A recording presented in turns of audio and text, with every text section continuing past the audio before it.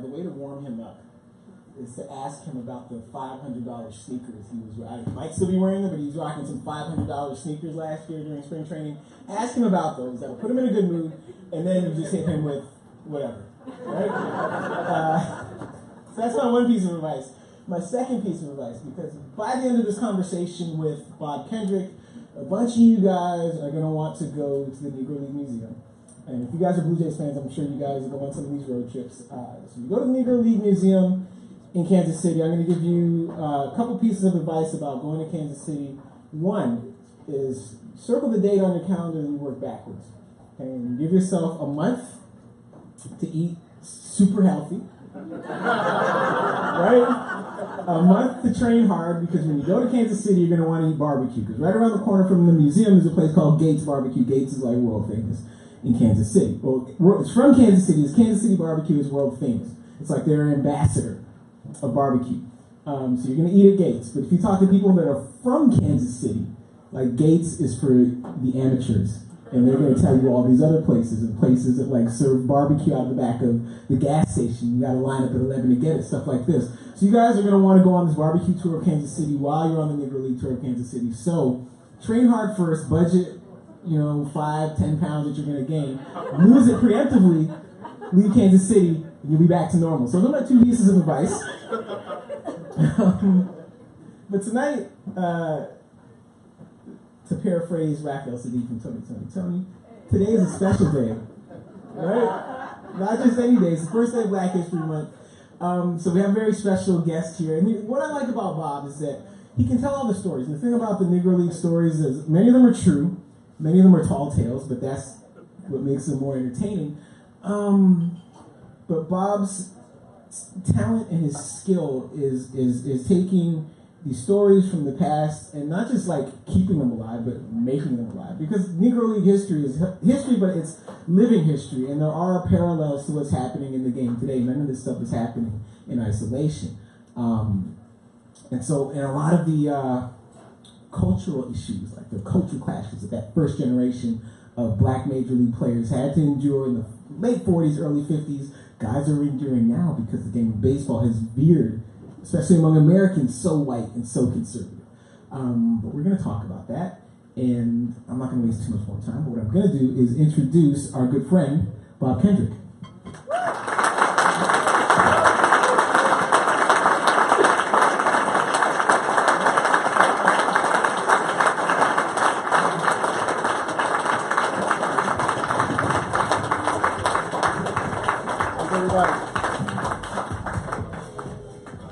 That wasn't Bob's chosen mock-up music either.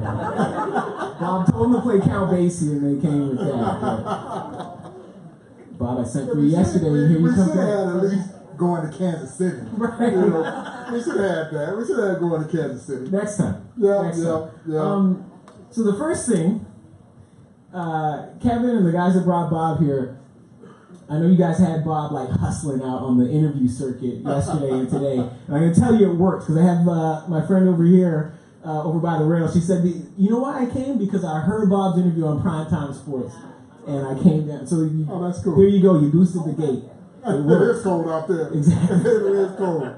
Yeah. So Bob, the first thing I want to do, easy plug, because we were talking before about some of the new features at the museum this season. Tell the people.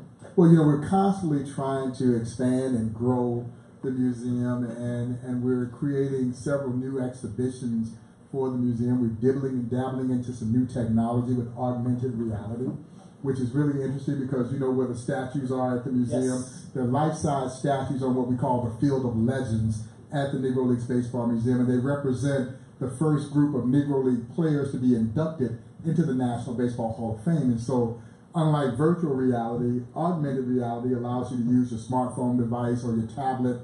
And so you can actually go on it for both Android and iPhone. You can download a free app that when you come to the Negro Leagues Museum, there are certain triggers throughout the museum, and you can then scan those triggers and get video information on some of the players that those statues represent. But we're also creating several new exhibitions, one called Beauty of the Game.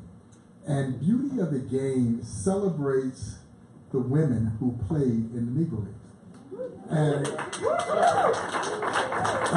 lot of people did not know that there were women who played in the Negro Leagues. Tony Stone, Connie Morgan, and Mamie Peanut Johnson. Yeah, they were pioneers.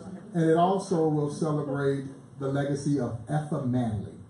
Effa Manley was the first woman to own and operate a professional baseball team. She and her husband Abe owned the Newark Eagles, but it was Mrs. Manley who ran the day-to-day operations of that baseball team. She knew the business of baseball as well as any man. Great talent play for her. My dear friend, the late great Monty Irvin, Larry Doby, Leon Day, Willie Wells, who played here in Canada for many years in the Mandak League, are all in the National Baseball Hall of Fame. Don Newcomb should be in the National Baseball Hall of Fame. All played for Effa Manley's Newark Eagles. And so this new exhibit will give, again, I think, people a greater indication of just how inclusive the Negro Leagues were. Now, a league born out of segregation was as inclusive as anything. That anybody could play in the Negro League. They didn't care about what color you were.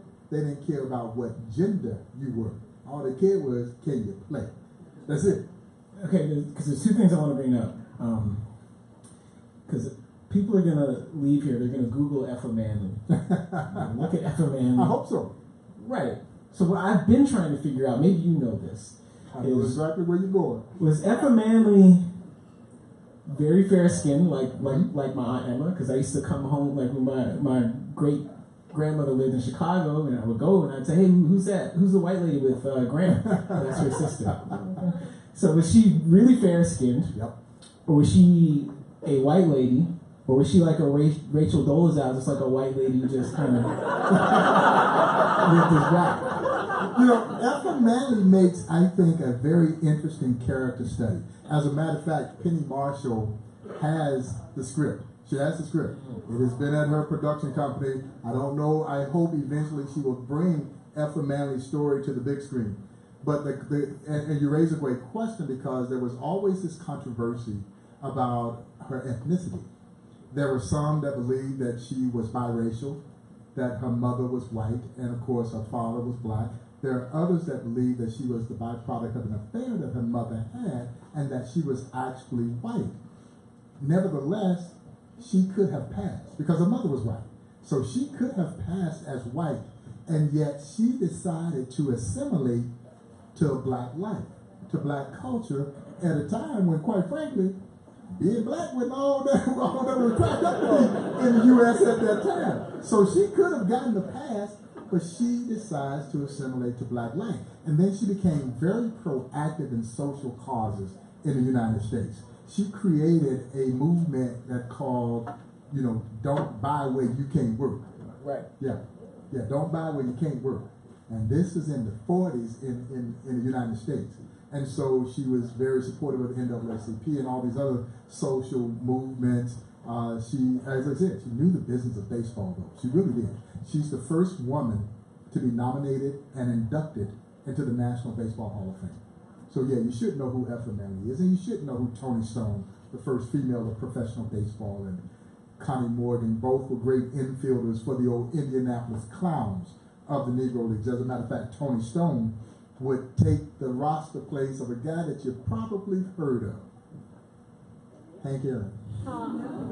Yeah, the Boston Braves signed away Hank Aaron in 1952 from the Indianapolis Clowns, and next year they bring Tony Stone in to take his place, and then they hired Mamie Peanut Johnson, and of course you can imagine she got the nickname Peanut because she was diminutive, 5'3" tall, with a strong right arm. She was a pitcher in the Negro Leagues. Yeah, she was a pitcher in the Negro Leagues, and the great story, as she tells it, she earned the nickname Peanut. She was facing the Kansas City Monarchs, and she comes up, she's on the mound, and the first batter is a guy named Hank Bayless. Great player for the Monarchs. And he looks out on the mound, and he sees this lady on the mound, and she looks like a baby. And he looks at her and says, what are you doing out here? You ain't no bigger than a peanut. She struck him out. And she was Peanut until the day she died. Sadly, she just passed away in December of last year at age 82. And so it closed that window on that little known but very profound piece of Negro Leagues history. So we're excited to bring that story to life. Their story lives on at the Negro Leagues Baseball Museum. So he said, "You ain't no bigger than a peanut," and she, of course, replied to him that height doesn't measure heart.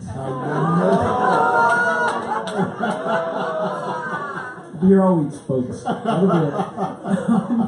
And then we're working on a new exhibit called Barrier Breakers. Show us.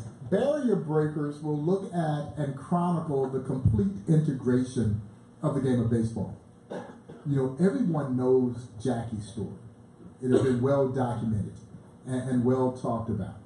A few more folks know who integrated the American League. Larry Doby, the great Larry Doby. And so a few more folks know his story. But really, the other guys who integrated their respective major league teams, no one ever talks about it. No one ever talks about it. And to be honest, it didn't get any easier for Punksy Green, who became the last guy to integrate a major league team in 1959 when he integrated the Boston Red Sox, than it did for Jackie when he integrated the Brooklyn Dodgers in 1947. Wait, Bob, do you mean to imply that there's racism in Boston? No, I just said it didn't get any easier. Okay. I got a lot of good friends in Boston.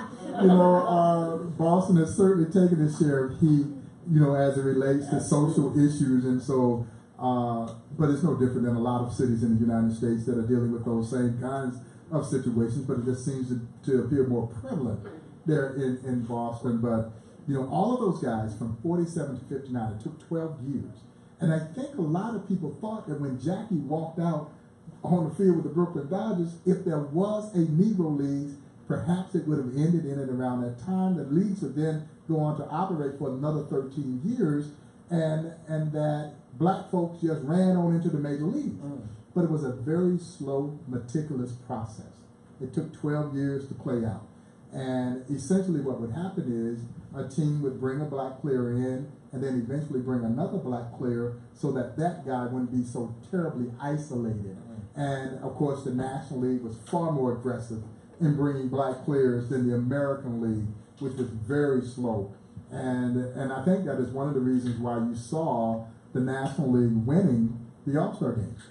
Yeah, they dominated the All-Star games, and one of my favorite statistics, I guess, and I'm not a big stat guy, but one of my favorite statistics that I like to share with people, because I think it gives them an impression of just how impactful these Negro League players were.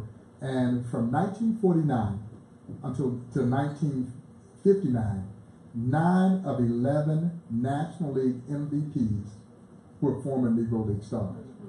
Yeah, so they had an immediate impact on the game. Jackie Robinson wins Rookie of the Year his first year in 47. Right. Comes back and wins an MVP in 49. Jackie Robinson wasn't close to being the best player in the Negro League. So it makes you wonder. You know what I mean? He also wasn't a rookie. He was, 27 years old. 28 years old. Played. Yeah. Right. But when we look at Jackie, and I think the thing so interesting about Jackie, baseball was his weakest sport. Yes. It was his weakest sport. He was a much better basketball, football, track athlete than he was baseball player, and he turns himself into a Hall of Fame caliber baseball player. But there were other Negro League veterans at that time that were far superior baseball players to Jackie Robinson. And of course, the great Monty Irvin. Monty Irvin's dear friend, miss him dearly. Monty Irvin was really the owner's choice to be the first. Right. Monty Irvin was a superstar. If you haven't heard the name, look him up. But I wish Major League Baseball could have gotten Monty Irvin when he was 20, 21 years old. And how old was he when this was happening? By the time he gets there, Monty is 30 years old when he gets to the Major League. See, but Monty had just gotten back from World War II.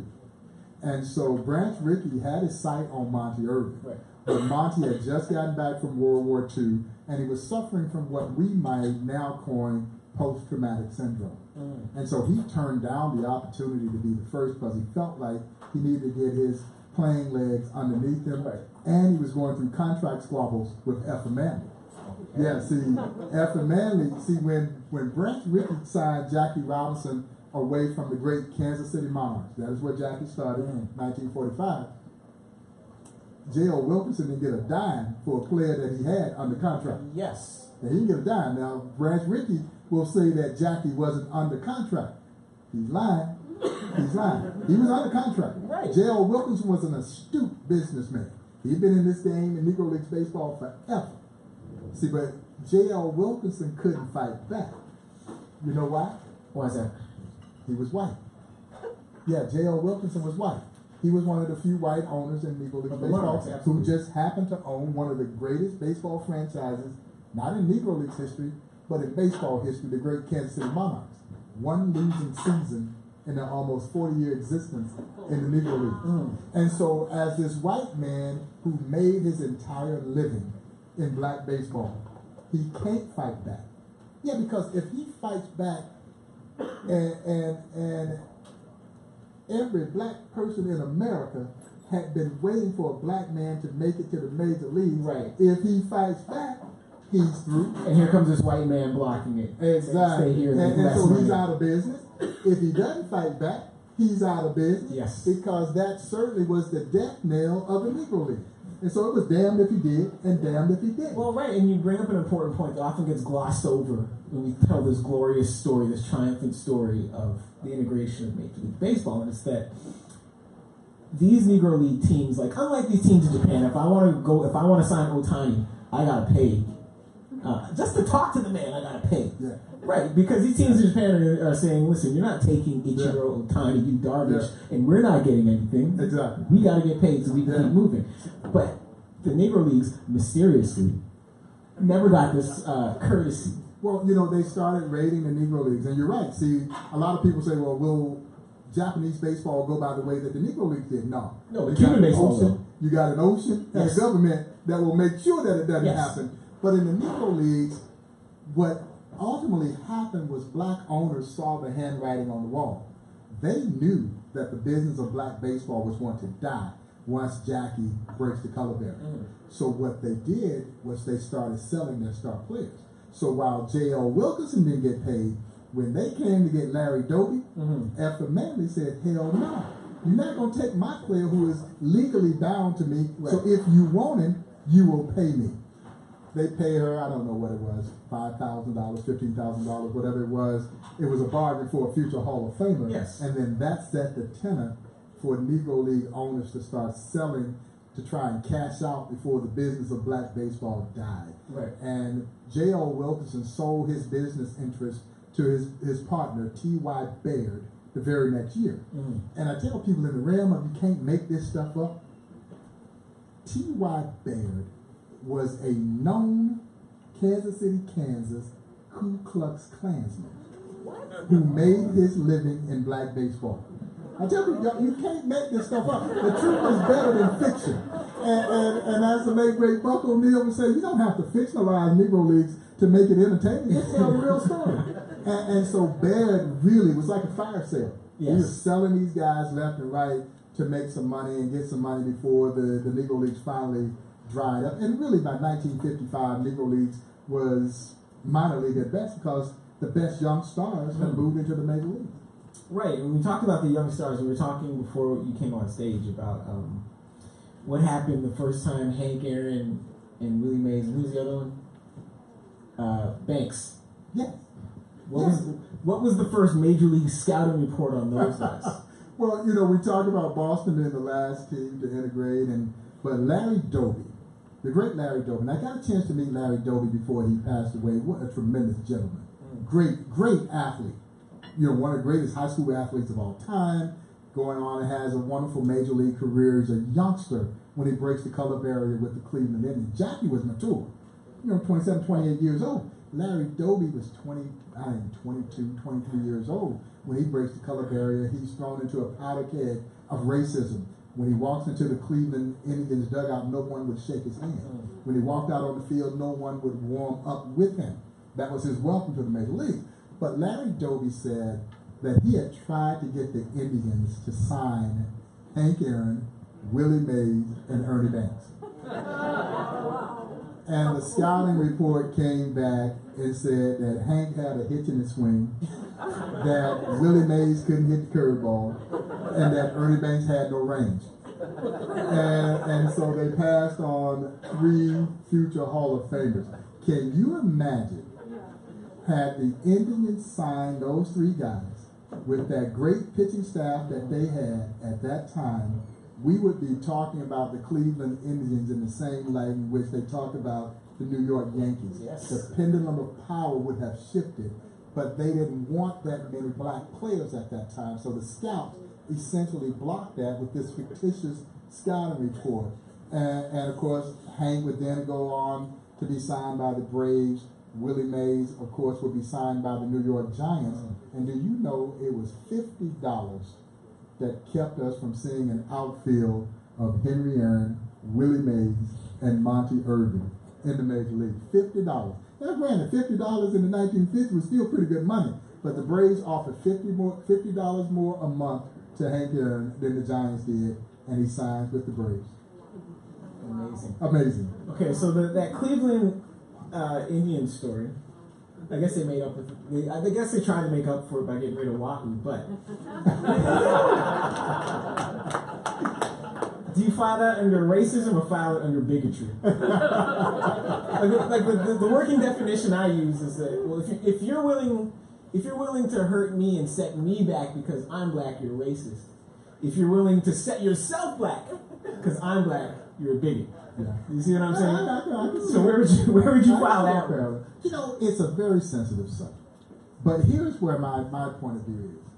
It is not for me to determine what another nationality, what is prideful for them. Mm-hmm. And that's what we've done. We've determined that, and we're victim of it in Kansas City. You got the Kansas City Chiefs. Absolutely. I grew up an Atlanta Braves fan. And so I never even thought about it at that time. But if Native Americans are offended by it, then who am I to say that the Kansas City Chiefs is a symbol of pride to another nationality? And that's kind of how I see it, and I understand it. I love the Kansas City Chiefs. You know, I see the people there wearing the headdresses and all this stuff, and they're doing the tomahawk chop and all of these things, which they think is a prideful celebration. But those who they represent are offended by it. Yeah, you've taken my heritage now and determined that this is something that I should be proud of. Right. You don't have that right to do that. And I actually, it changed my whole purview on this. I remember Chief Nakahoma in Atlanta. Mm-hmm. They had the TP in Atlanta, you know, and they eventually took those things out, and it never dawned on me that it might not be something that they wanted to be representative of them. And so once you kind of understand where they're coming from, it just kind of changes your whole purview. And I happened to sit on a panel discussion not too long ago. There's a wonderful new documentary that looks at sports fandom and the use of mascots to represent ethnicity, primarily the Native American, and particularly how offensive something like the Redskin is. And so, yeah, it just kind of changes your perspective. So it's something to think about. And could you imagine there was like a New York Negroes or something like that? There you have it. And then you had like a fake... Although you did have the Atlanta Black Crackers. Right, that was a Negro League team. That was a Negro League team. And that was kind of a middle finger to the Atlanta Crackers. Well, the team in Atlanta at that time in the Southern League was called the Atlanta Crackers. Right. So when the Negro League team set up in Atlanta, they called themselves the Atlanta Black Crackers. And so it works for me. Yeah, interesting oxymoron. But right. Did you have a fake pole? Remember the Redskins had the fake pole of Native Americans? Yeah. You can do the same thing. Hey, we asked Ben Carson, Omar Wilson. They like New York Negroes. It's fine.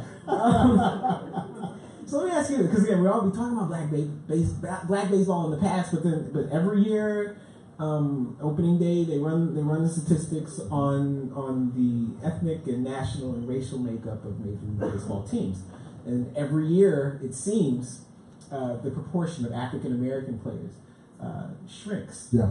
And we talk all the time. You and I talked last year about what you think the causes were. What do the prospects look like for increasing that number?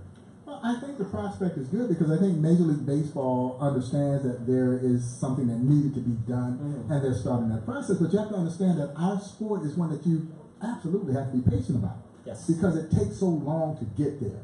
So, but I am certainly encouraged. Last year, the top 2 draft picks in the Major League were African American kids. But it may take 5 years before they get to the Major League. So I think we're going to see that pendulum start to shift again, but it's going to take time because that's the nature of our sport. And last year, when the season started, and you always hear these percentages, 8% African Americans in the major leagues, and when you hear it in percentage, it don't really register. Right.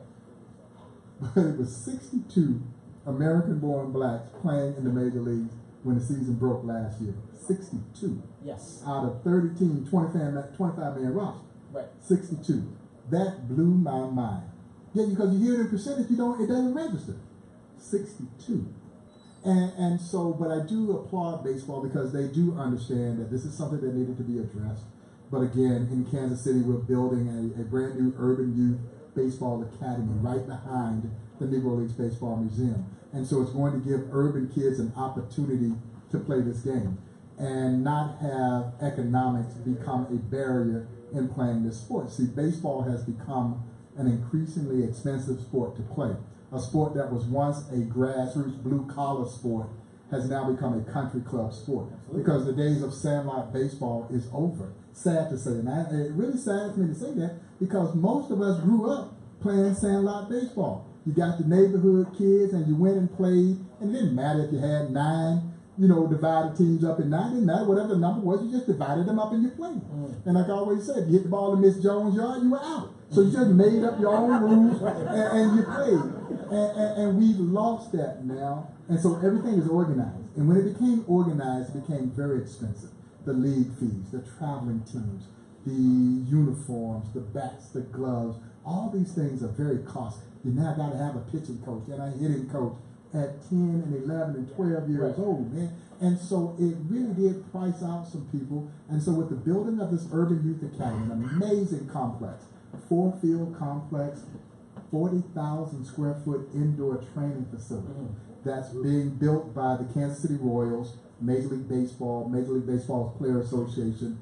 The Negro Leagues Museum is a partner in this endeavor. It will open this spring. The indoor training facility is open now because this time of year, you got to go inside. You can't do this outside in Kansas City like they can in Texas and in Florida and California. So it's going to give kids an opportunity, I hope, to fall in love with this sport, to be nurtured in this sport, to grow in this sport. But I'm even more excited that we're number 7 of these academies. Right. They've since announced number 8 in Dallas. But we're the only one that will essentially have a Negro Leagues museum attached to it. So now when a kid is getting an opportunity to play the sport, they've got a chance to come over to the Negro Leagues Museum. They're going to see people who look just like them, who played this game as well as anyone ever played this game. But not only did they play the game well, they were owners. They owned teams. They were managers. They were coaches. They were traveling secretaries. They were team physicians. They fulfilled every aspect of the business of baseball. So we want kids dreaming of playing in the major leagues, and we hope that dream comes true. But we also want them to understand and realize the other opportunities that come in this great sport, baseball, that had been closed off. They didn't know. They didn't know about these opportunities. Absolutely, and they disappeared with the integration of the sport. It also occurs to me, because you mentioned Jackie Robinson being a 4-sport athlete, and like the idea that all these athletes have to specialize now at 12 and 13. I really do hate it. I don't like it. I understand it. That's the only way you can keep up now, but I don't like it. I like to see kids play active and participate in other things. Your natural ability will lead you back to the sport that you're best at. Well, right. And also, you don't have a chance to see what you're best at because you're 13 and you've decided you're going to play basketball. What if you stop growing at 5'10"? I mean, you might still be the best, but at 5'10", you could play center field, something like that. If I'm baseball, I've got Jose Altuve on everything that you can put him on. Put him on everything that you could possibly put him on. He's 5'7", maybe. Yep. Maybe. That's about I interviewed Jose Altuve in Houston. We see eye to eye. And I'm 5'7", like on a good day I'm 5'7". and he's dominating the game. Yes. He's dominating the game. He's going to make a lot of money. He's already making a lot of money, but he's really going to make a lot of money playing this game. And baseball should have him as the poster child. But that's the beauty of the sport. You can be 5'7" and weigh £160, or you could be 6'7", 270 like Aaron Judge, right, and play this game. You know, that's the beauty of our game. And you know what sport Aaron Judge is not playing right now? He's playing football. Thank you. He would have been somebody's tight end. And you know, we didn't even rehearse that. It just you finished the line. Yeah. But here's because if I'm a baseball coach, right, I'm going to all the guys on the football team and saying, question, do you or do you not like concussions? You don't like concussions. Perfect. Come see if you can hit this ball. Right? That's it. Because if I'm 5'10" and fast, right, but not like world-class track fast, but football fast, come play baseball, steal some bases. Like the 10th fastest guy in the NFL will be faster than any baseball person has ever seen. Go steal these bases. I might have mentioned this in the previous pitch talks. It was at a point where all these like fake news stories were coming out about Deshaun Jackson being like a gangster, right? From when he got run out of the Philadelphia Eagles. And Richard Sherman writes this essay for Sports Illustrated saying, Deshaun Jackson's a good guy. There's nothing crooked about him. When we grew up together, we were on the same Little League baseball team. The first thing I thought was like, how did this team ever lose? Yeah. They could play with two outfielders, just Jackson, Sherman, and they have extra infielder, and that's it. You're never going to beat them. And then the other thing I thought was, Sherman, he's out with his torn Achilles. I ain't ever seen a baseball player turn Achilles. No, the only one I know of is Ryan Howard. Right, and then and Jackson laid up repeatedly with all these concussions. I think these guys have been able to take baseball seriously. Except, as you said, baseball gets super expensive. Well, Fans not rich. And I think that's the thing that we sometimes miss. And each era that you grow up in, you think was the best baseball being played at that time, and you think about that era then of the Negro Leagues in particular. The greatest athletes in the world played baseball then, because the other sports were more or less collegiate sports. You really couldn't make a living playing basketball and football. No. So baseball drew the greatest athletes in the world. The greatest white athletes played in the Major League. The greatest black athlete and Hispanic athlete played in the Negro Leagues. These were world-class athletes who could have played anything. See, people would forget that Jackie Robinson led what would be considered the Pac-12. Yes. Now, he led them in scoring in basketball. He played for an integrated professional basketball team called the Los Angeles Red Devils. They beat George Mikan's team. This is before George Mikan gets to the Minneapolis Lakers. They beat George Mikan's team. They beat the legendary Harlem Winds. Yeah, led by this Red Devil team had 3 Negro League players. A guy named George Crow, played in the Major Leagues for the Cincinnati Reds, outstanding basketball player. Ziggy Marcel, the brother of the legendary Oliver the Ghost Marcel. He was a tremendous third baseman. Ziggy Marcel played basketball at Southern University, played for the Harlem Globetrotters, played for this Red Devil team, and Jackie Robinson. They dominated everybody. If you're going to kind of try to figure out who Robinson's style mimicked, think David Thompson. I don't know if you're the basketball fan, old ABA basketball fan. You're going to have to update that reference. Yeah, David Thompson. David Thompson, even that's at the very, very, very, very edge of what I learned from my dad about basketball. Russell Westbrook. There we go. Yeah, Russell Westbrook. If we move it fast forward to the day, an explosive leaper, could handle quick, fast, could handle strong. He was and some say he was a better tennis player than all these other things. Robinson was an incredible athlete. Hold on.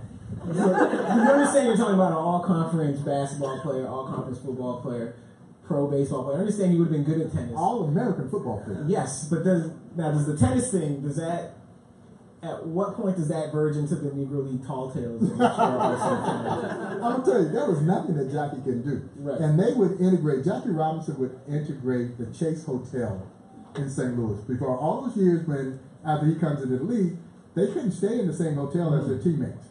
And so Jackie had enough of this. They're in St. Louis. He knew Campbell. He gets them all and says, we're going to stay at the Chase. And they go in to see the front desk people, and Jackie says, we want a room here at the Chase. And the guy looks at him and says, well, guys, you can't stay here. He says, why not? He says, we don't, because we scared you're going to get in the swimming pool. True story. Which city is this in again? St. Louis. Okay. St. Louis. But that was pretty much the prevailing mindset. Yes. If a black man put his toe in the water, they would drain the pool. Right. Now Jackie says, I can't swim, man. I don't even know how to swim. Right. And he built his case. They let him stay there in the Chase Hotel, would integrate the Chase Hotel. And so, those trials and tribulations that they had to go. It's one thing to be able to focus on the game, which is a tough game. Yes. Baseball at its crux is a game of failure. Yeah, you fail more times than you succeed in this game. But when you think about carrying the weight of a race of people on your shoulder while still trying to succeed at the game. Yeah, and every one of them had that same level of pressure. You hear Henry Aaron say, we felt like we had to be better. Yes. Yeah, we felt like we had to be better. And so I think that, that made them focus a little harder. Yeah, they focused in a little bit more. And the baseball field, in some ways, became their sanctuary. And so, yeah, it's incredible to think about what they had to go through to play the game, yet they still love the game. No disrespect to Hank Aaron's theory, but Hank Aaron also was better. He was better. You see what I'm saying? Yeah, no, he was better. So if Darwin Barney says, I feel like I gotta be better. No, hey, feel it all you want, man. But like, you're gonna hit see what I'm saying? It takes no disrespect to Darwin Barney. It takes on a different meaning when Hank says it. Right. And for those, I mentioned the fact that he played for the Indianapolis Clowns, 1952. This kid from Mobile, Alabama. One of my favorite pictures is him standing at the train station, and all he has is a little duffel bag. And again, he must weigh 160 pounds. And he told me, he says, in that duffel bag, he was going to go join the Indianapolis Clowns. He said, I had made $1.50 in my pocket, maybe 2 changes of clothes in that bag, and a ham sandwich that my mama had made me, going to go chase that dream. He said he didn't know if he was going to go play with kids his age or grown men.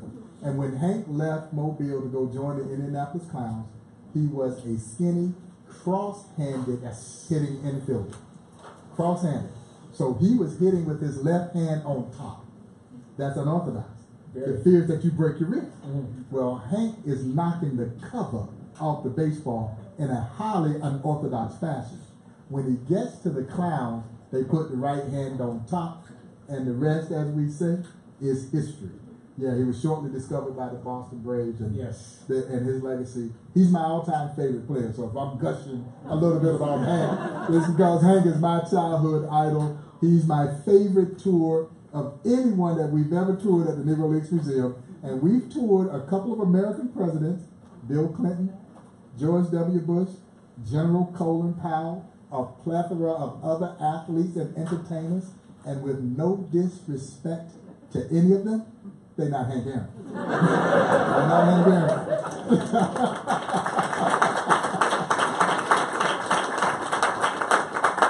Okay, and where is Ashley? Because that seems like a good point to for me to talk a little less and to get some questions. I'm over here. Oh, there she is. There's Ashley. Yes. Mic up. There we go. Hi, everybody. Questions? You want to do question and answer? She wanted to ask a question. Oh, yeah. Yes, right next to Hi, you. what's your name? My name's Diana. Go ahead, Diana. Hi there. I saw you on Primetime Sports yesterday. You were awesome. Well, thank you. And one of the things you said was really interesting, and I wondered how it applied to you as president of the museum. Obviously, the players are dying, the fans are dying, times are changing, and the league itself is gone. So, in a couple hundred years, the things inside the museum will be artifacts, and then they'll be historically interesting for that reason. But you've got to bridge, you were talking earlier about augmented reality. I think that's really interesting. How do you plan to bridge the time between now and the time when the artifacts become, relics? Yeah, by the time when I'm an artifact. Yeah, I'll be an artifact. I'll be an artifact by that time. Someone else will be It's really, you know what I mean? I do. Because it's so much of it is culture, living, breathing people, personalities, stories. It's not, it's so much about life. It is. And I think for any... Hold on. That's right.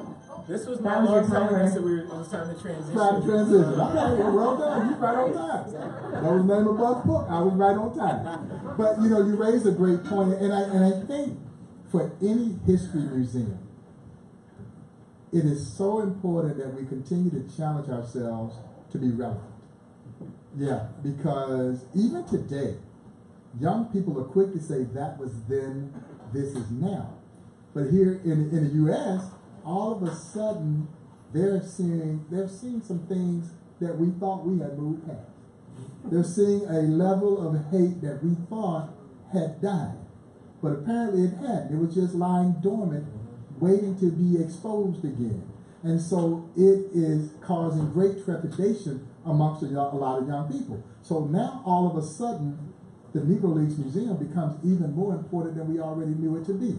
But it definitely means that we have to find new, engaging, interesting ways to present the life lessons that come from the Negro Leagues. There's no more Negro Leagues being played.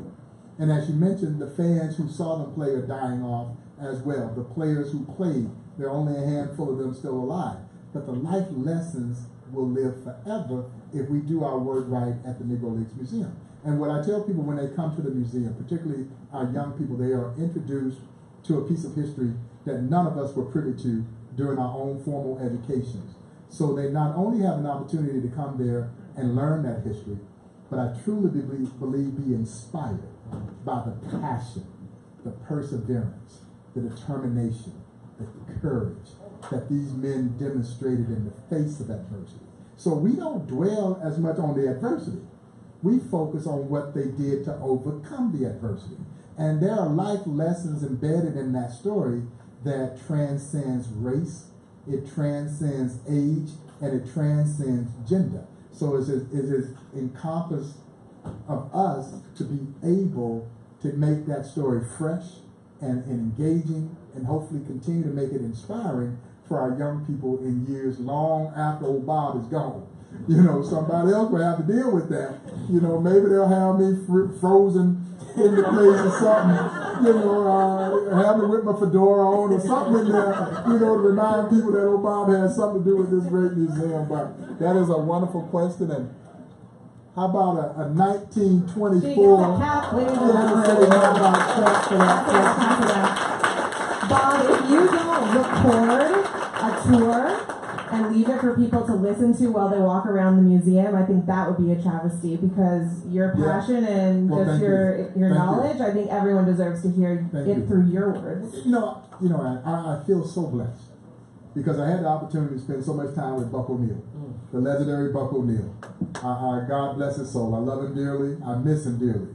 Not a single day that goes by that I don't think about old Buck. And so many of the stories that I share are stories that he shared with me.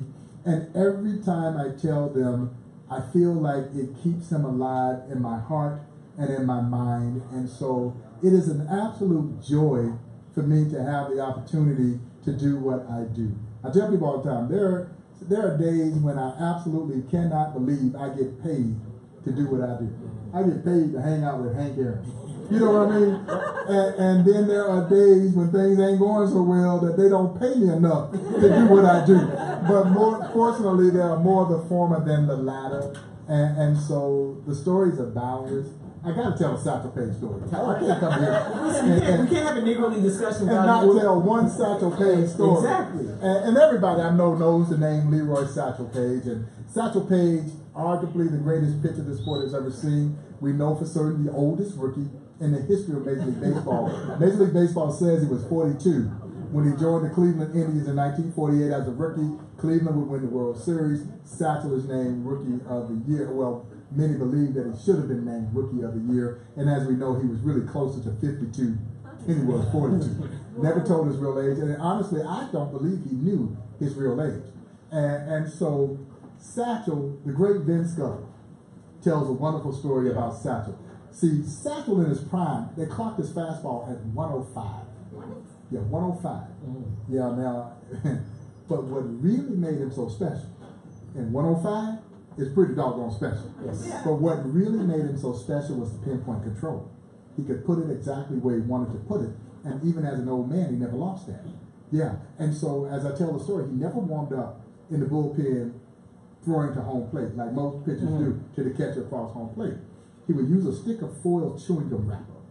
The catcher would sit the chewing gum wrapper on top of home plate, and wherever the catcher moved the chewing gum wrapper, satchel right over the top of that chewing gum wrapper. As a kid, he could knock a bird off of a power line. So he had an amazing... That's a useful skill. I don't know, when you grow up in Mobile, you ain't got much else to do. And so, he picked the rock up and pow, right off that power line. So when they put a baseball in his hand, this thing is God-given. And so Vince Scully tells a wonderful story. At this time, Satchel is really an old man, and Bill Veeck had brought him back over to his AAA Rochester team in New York, and a young Whitey Herzog was an aspiring outfielder for the Rochester team. And so in the outfield, there was a knothole in the outfield. And the Rochester team had put together a promotion that if anybody could hit a ball that went through the knothole on the fly, they would win $100,000. This is in the 1960s. Yeah. And so one it's day, like $1 million trillion. yeah, that's a lot of money. A lot of money. So one day, as Scully tells the story, Whitey Herzog is in the outfield running, and he sees the knothole. He takes a baseball just to see if the ball would actually fit in the knothole, but there's just enough circumference for the ball to fit. They weren't trying to get that $100,000 away. No, just enough circumference for the ball to fit in the knothole. Herzog goes and gets Satchel. He says, Satchel, I bet you a bottle of bourbon that you can't throw a ball through that knothole. Now, Satchel had a nickname for everybody. He called Buck Nancy, and he called Whitey Herzog Wild Thing. Hold on. Buck and Whitey weren't already nicknames? Buck already had a nickname. Yeah, but Satchel gave him more nickname. He called Dusty Baker Daffy. And for years while he was there with the Braves, he was called Dusty Daffy. And Dusty finally said, Satchel, my name is Dusty. He says, Daffy, I know what your name is. So he always had a nickname for everybody. And so he says, Wild Thing, will the ball fit in the hole? Herzog goes and shows him that there again is just enough circumference for it to fit. Satchel says, I'll take that bet. Whitey Herzog steps off 60 feet 6 inches. He says Satchel picks up the baseball, y'all, and he looks like he's a hunter looking through his telescope. So he measures it. He fires the first pitch, and the ball goes in the hole and spins out. Herzog is freaking in amazement. And he says the very next pitch goes straight through the hole. Satchel picks up the bottle of bourbon, says, I'll take that Wild Thing, and he walks off into the sunset. I tell people all the time, there will never, ever, ever be another Leroy Satchel Paige. Not a guy who had the great stuff, the charisma, and the longevity.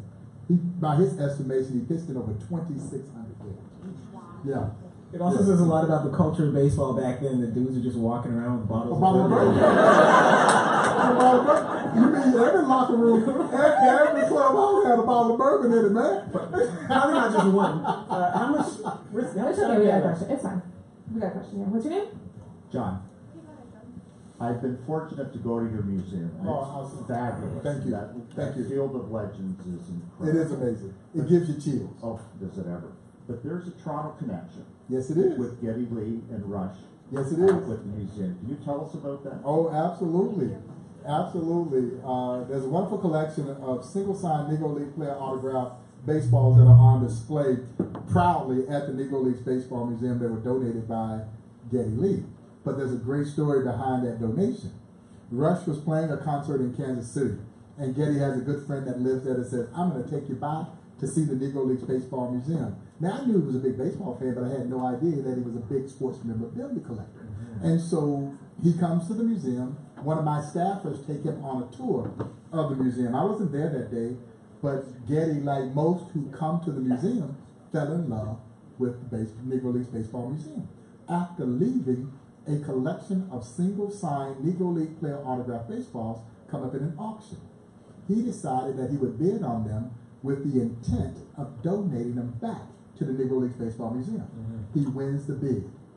His office calls and says, Getty has a few baseballs he'd like to donate. Would you all like to have them? Well, naturally we say yes, but we're thinking 3 or 4 that he might have picked up. Guys, it turned out to be 200. He has since donated an additional lot of 200, now giving the Negro Leagues Baseball Museum one of the largest collection of single-signed Negro League player autographed baseballs anywhere in the world, and it's all due to the benevolence of one Geddy Lee, a white Canadian rocker.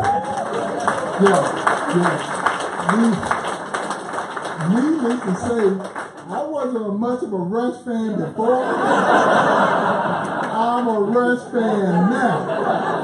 And not only did he donate them, he came back and dedicated them. Okay. Tremendous gesture. The collection is impressive enough on its own, but made even more special by the person who donated them. And they are prominently and proudly displayed at the Negro Leagues Baseball Museum. So you can imagine when a lot of Blue Jay fans make their way to Kansas City, yes, and fellow Canadians come in and they see Geddy Lee, and that first thing, the Geddy Lee? Yes, the Geddy Lee. Absolutely it is. Yes, another great fun fact about Geddy Lee, his name is Gary. Wow. And his I did not know. Parents are from Scotland, so. 1942. 1942 Kansas City Monarch, one of the greatest Negro League teams of all time. Everybody's going to have them in their top 5 greatest Negro League teams of all time. Yes. Dynamite team. Yeah, dynamite team. Perfect. Won the 1942 World Series, swept the powerful Homestead Grays. Okay. So now who's on the Homestead Grays that year? Homestead Grays were an offensive juggernaut. Yes. They had Buck Leonard and Josh Gibson batting 3 and 4 in that powerful lineup. That is the year that, if you remember, Buck telling the story of how Satchel walked the bases loaded to face Josh Gibson. Why would you do that? Because he's Satchel. Right. Yeah, I don't know if I got time to tell that. Tell it. I got time. You have time. I made an executive decision. Go ahead. Well, they're playing in the Negro League World Series. They had Forbes Field in Pittsburgh, 40,000 people in the ballpark. Monarchs are winning the game 4-2 in the bottom of the 9th, 2 outs, when Satchel gives up a 2-out triple to a guy named Jerry Benjamin. Threw him a fastball. Benjamin hit the ball down the third base line. He hit the bag, ricocheted down the third base line. He could run pretty good. He get a stand-up triple. Satchel calls time. He motions for Buck to come over. He says, Nancy, you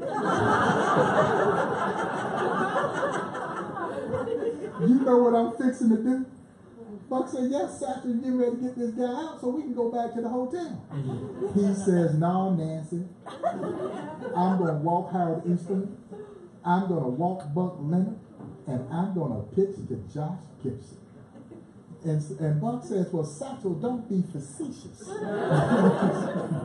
He says, Nancy, you can call it what you want, but that's what I'm going to do. And so Buck says he calls time.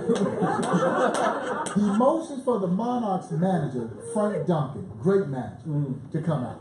He says, Skipper, listen to what this fool says he's fixing to do. So Satchel told him.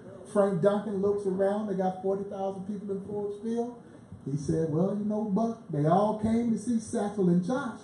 So if that's what Satchel wants to do, let him do it. Buck said, okay, Skipper, it's your game. And so now Satchel, who had pinpoint control, hardly ever walked anyone. He walks Howard Easterly on four straight pitches. There's a buzz going around the stadium. He walks Buck Leonard on 4 straight pitches. Now everybody knows what's going down. Satchel calls time again. This time he motions for the Monarchs trainer, Julius Floyd, legendary trainer, to come out. Floyd is part of the show. He comes out wearing a doctor's smock.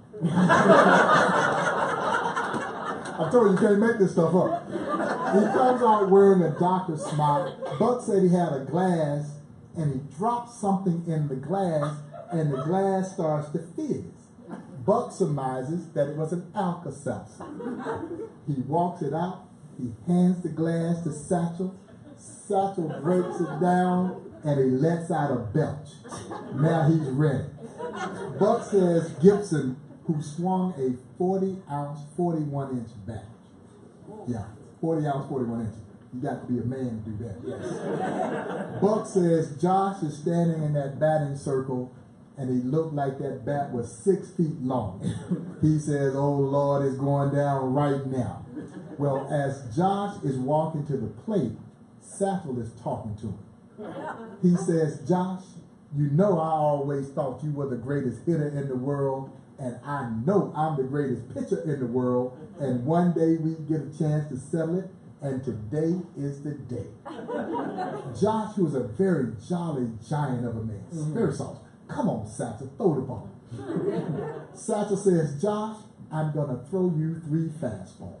He says that first fastball is going to be belt high. Boom. 95-mile-an-hour fastball, called strike 1. Right. Gibson never moved the bat. He says, now, Josh, I'm going to throw you another fastball, but it's going to be faster than that other fastball. 99-mile-an-hour fastball, called strike 2. Josh never moves the bat. He says, now, Josh, I got you 0-2.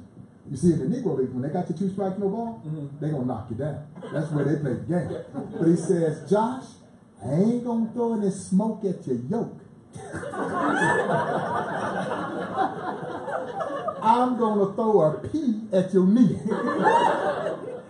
100-mile-an-hour, call strike 3. Josh never moves the bat. He slams the bat down in disgust. Satchel stood about 6'4", 6'5". Buck said he looked like he was 7 feet tall. He walks off the mound. He says, Nancy, nobody hits Satchel Paige's fastball. Honest to God's truth, Negro League World Series, walked the bases loaded to face the most feared hitter in all of baseball, struck him out on 3 pitches after telling him what he was going to throw him. Only the immortal Satchel Paige.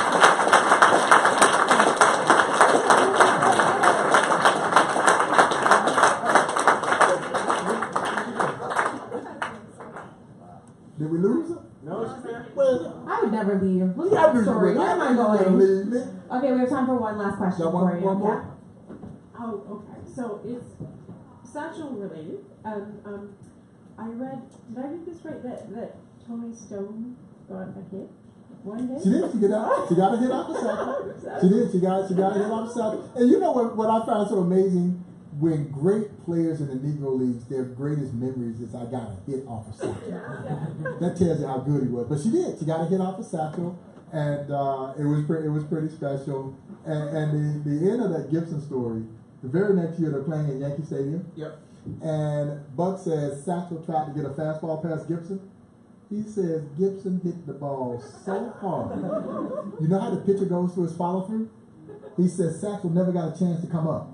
So the ball went right over the top of his slap into the Monument Gardens at Yankee Stadium on a roll. Right. And so as Gibson's circling the bases, Satchel is still down here. He never comes up. And he looks over at first base and he says, Nancy, a fella could get killed out here.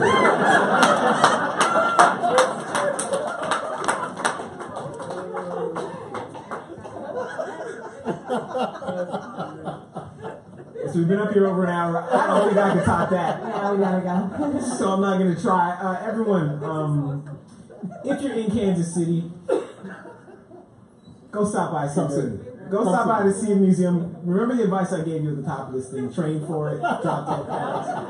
Have all the fun you can in Kansas City. One more round of applause for my time.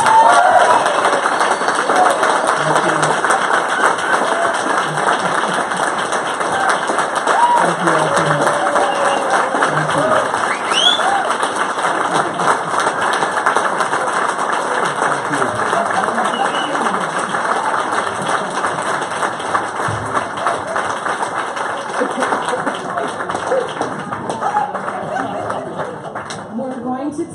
Quick, probably 10-minute break, so get a new drink if you need to, use the washroom if you need to, and then we'll be back with Ross Atkins and Davidi.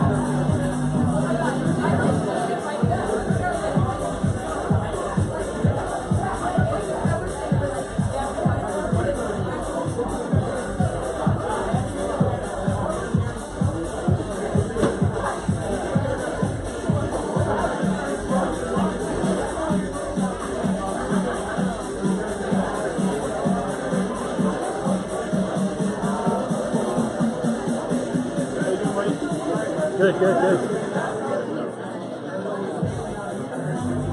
was a good segment. Yeah, it was. Did you get some good shots? Oh, I did. Sorry, I was only able to send one because I my first time doing video. Yeah, I noticed you were like doing the live stream as well, or what? No. I figured you had your hands full.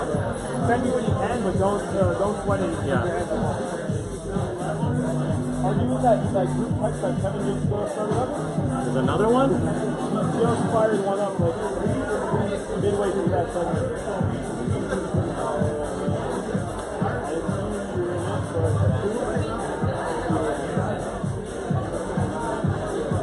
What's your number? 833-2033. So yeah, if you have good shots, put them into that group message. What is it? A group message? Okay. Group text. Okay. Cool.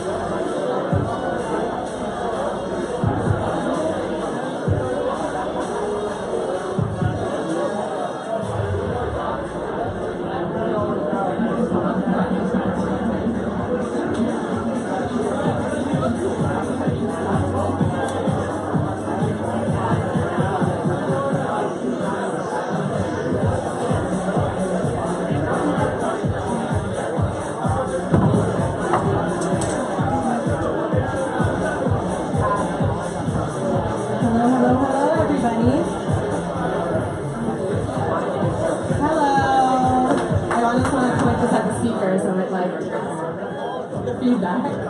Everyone can please take a seat. We are going to start our second portion of the evening with Ross Atkins and Davidi. One person's really excited for it. That a boy. Way to keep the energy going. I know it's getting late. It's Thursday, although it's supposed to be the new Friday. You guys are having beverages. Probably some of you are up past your bedtime. Okay, so again, Davidi is going to come on here. He's going to talk to Ross Atkins very briefly, and then we're going to open the floor up to you guys. The main portion of this panel is going to be a Q&A, so I'll be roving the audience. Put your hands up. I'll come find you as soon as possible, and we'll just get it going. Feel free to ask questions about whatever you want. We had Mark Shapiro on Pitch Talks last year. I was telling Ross backstage.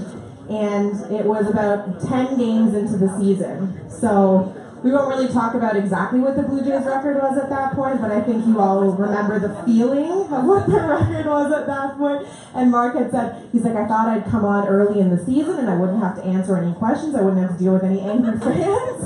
And then look what he got himself into. But again, feel free to ask a wide range of questions. Last year it was anywhere from why isn't Edwin back on the roster to someone asking if he wants to be involved in front office operations, how can he get noticed? And Mark was just like, write for Baseball Perspectives, write for Fangraphs. The front office reads all of that stuff. So anything is on the table, okay, you guys? So without further ado, here's Davidi.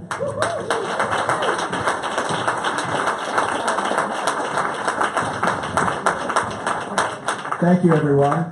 I'm not going to drone on and on too much because I figure the other guest who's going to join me shortly is the person you really want to see and hear from. But I will just set the stage a little bit. I think, as I don't need to tell you guys as diehard baseball fans what a really interesting offseason this has been, not only for the Blue Jays but really across the game. An offseason that in some ways still hasn't started yet, considering the number of free agents that are still out on the market. Big prime guys that can really make a big difference for a lot of teams. So they're, my nearly 20 years covering baseball, this is probably the most unique winter that I've seen. And talking to people around the game, the most unique winter that they've seen as well. Within that, we have a Blue Jays team that is trying to do two, in a sense, almost competing things at the same time, which is draft and develop and turn over their roster from within while trying to win at the big league level at the same time. And that's a very significant juggling act. I think there are a few teams that you can look at in recent history that have managed to thread that needle. The New York Yankees would be the one team that really jumps to mind. Helps having a $200 million payroll. The Blue Jays certainly don't have that, but they do have a substantial amount of money to work with. But at the same time, they were able to accumulate a collection of young assets that helped turn over their roster. Now they're sitting on a young core with still some future pieces to come in their farm system, some money to work with. They've been able to invest out Giancarlo Stanton this winter. Depending on who you talk to, they're still working to try and get Yu Darvish into the mix there. But they want to get some payrolls. They want to get under the luxury tax, which is an interesting dynamic within baseball because you have some of the top spenders that are really changing the way they operate because of that luxury tax and trying to reset it ahead of what could be a historic free agent class in the next year. For the Blue Jays right now, where they sit, they've got a core that could be good. They've got some question marks, some substantial question marks, and really, from my perspective, my vantage point, it looks to me like they're walking right along the edge, and it could break right, and they could be a very good team. It could break wrong, and they could struggle similarly to the way they did last year, which makes, to me, the Blue Jays a really compelling team to watch. And ideally, if you're a baseball fan, you want to have a good local team to watch, but I think more than anything, you want to have an interesting team to watch. I think the Blue Jays are going to be remarkably interesting no matter what happens because there are just a lot of different scenarios that can certainly play out there. So it's been a really interesting winter, as I've mentioned, and I'm not sure it's over yet for the Blue Jays. It's definitely not over across the major leagues. and we'll see what this roster looks like on opening day and whether they can turn around things from a very difficult 2017 season. But enough about what I think. Let's bring over the general manager of the Toronto Blue Jays, Ross Atkins, and let's get him to share some thoughts. I'll ask him a couple questions, and then we'll open up the floor. So, Ross Atkins.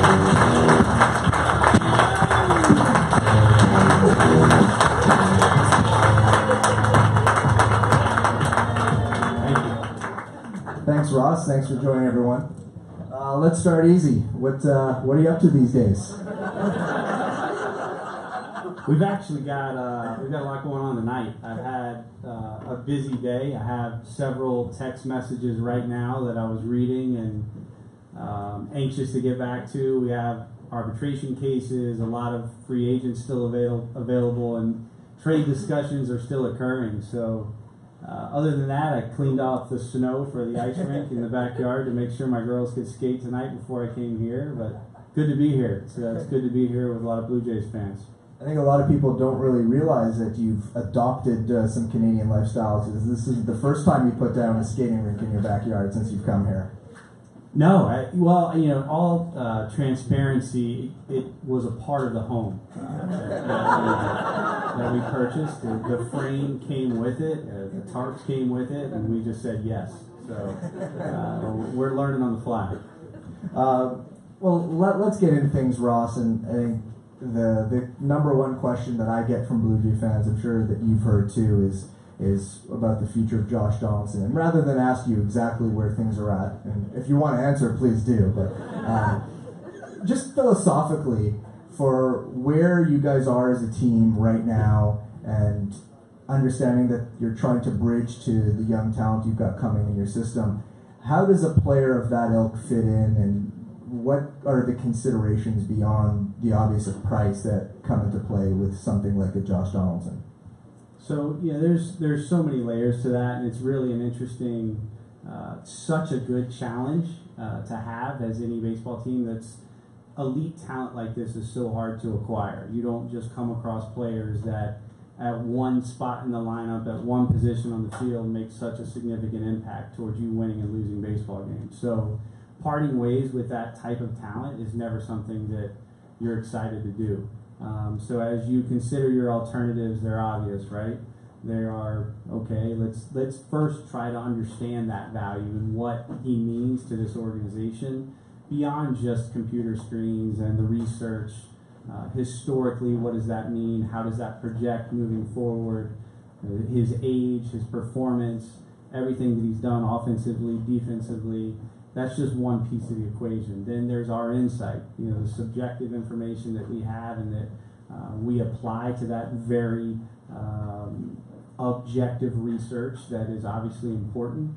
But there's a lot about his, the insights we have into just his leadership, his health, impacts all of that objective analysis in a strong way. So that's one piece of the equation, and that determines a value, right? We come up with a number, and that number is X. If Danny Lozano, his agent, I'm sure would find out if I told you guys what that number was today. But we do have that number. We have come up with a clear walkaway that we would be willing to commit to him to extend for him to remain a Blue Jay probably for the rest of his career. That's one part. The second part is then your team, your projected payroll, the team that will be built around him, how much room you'll have to complement that asset, where you project him to play.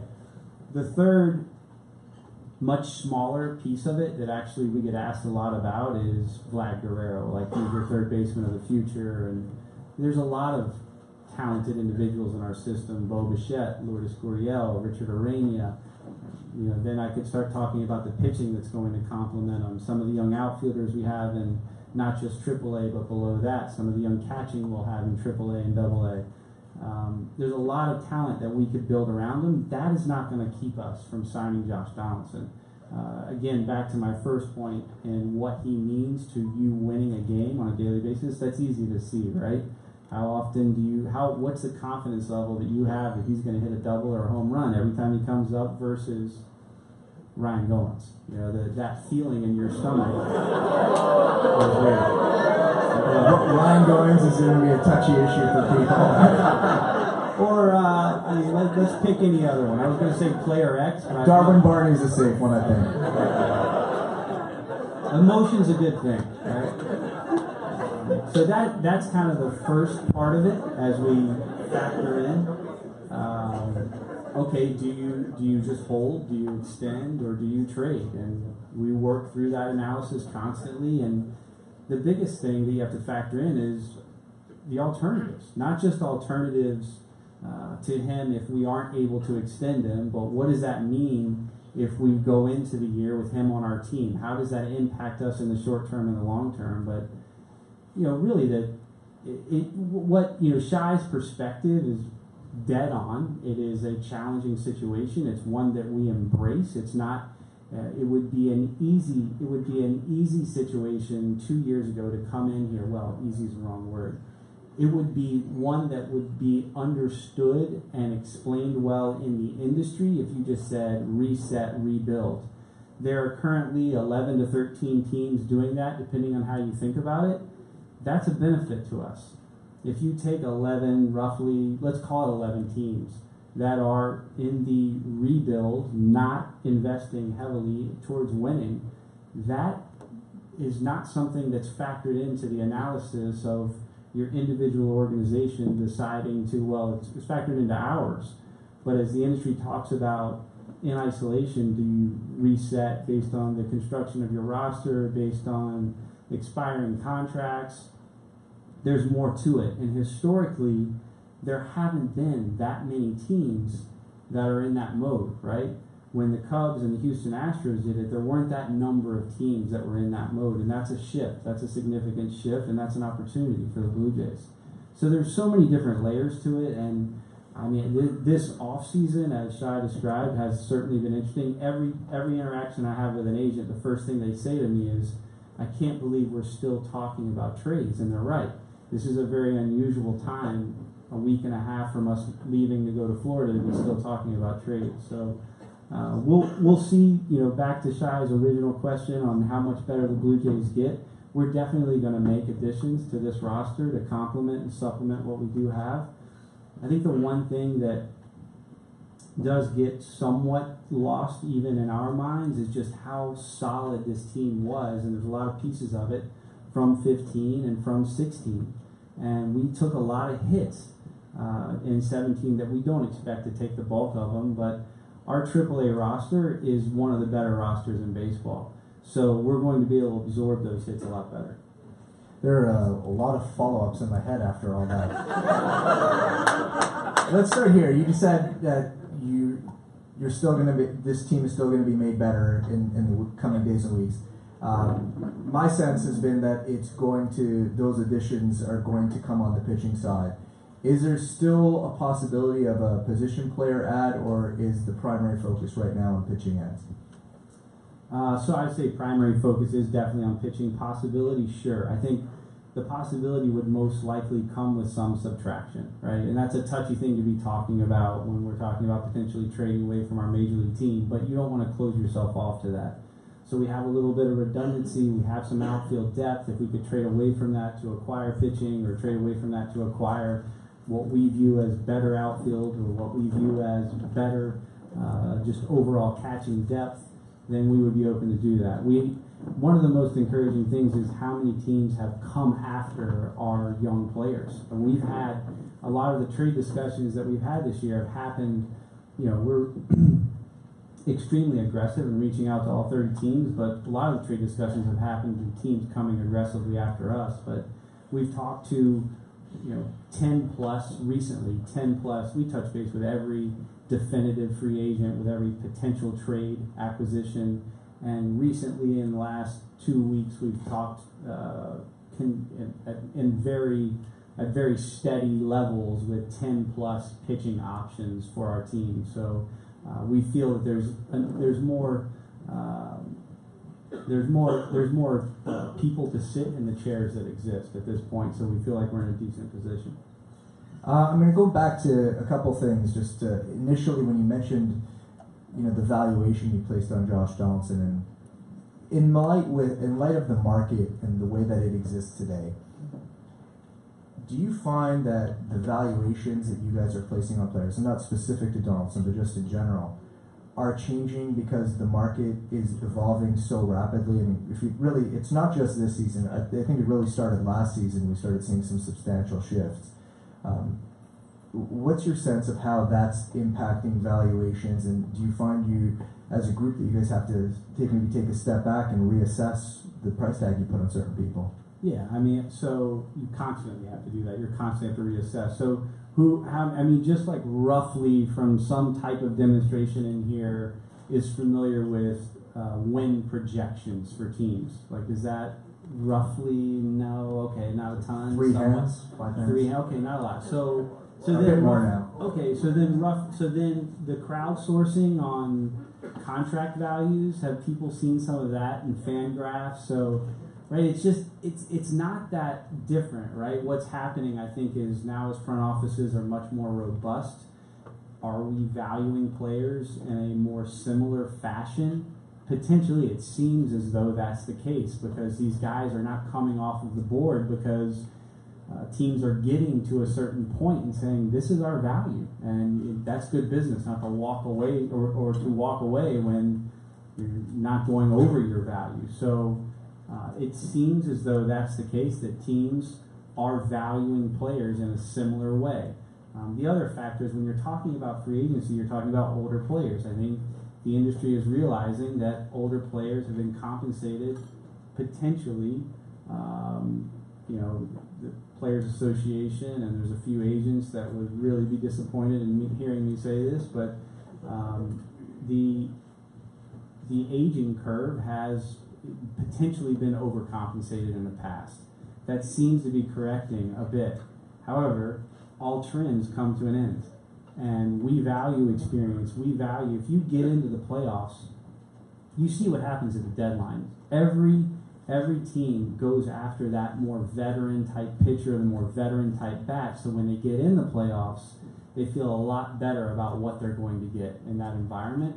So to be a winning team, you got to have it, and I think because of the success of the Houston Astros, the Cleveland Indians, even the Dodgers and the Red Sox with their young position player lineups, you're seeing a trend to shift towards these younger players, but there's a lot of volatility in them that I think, again, the trend will shift back again, but we're not going to rely on that. We have to rely on our analysis.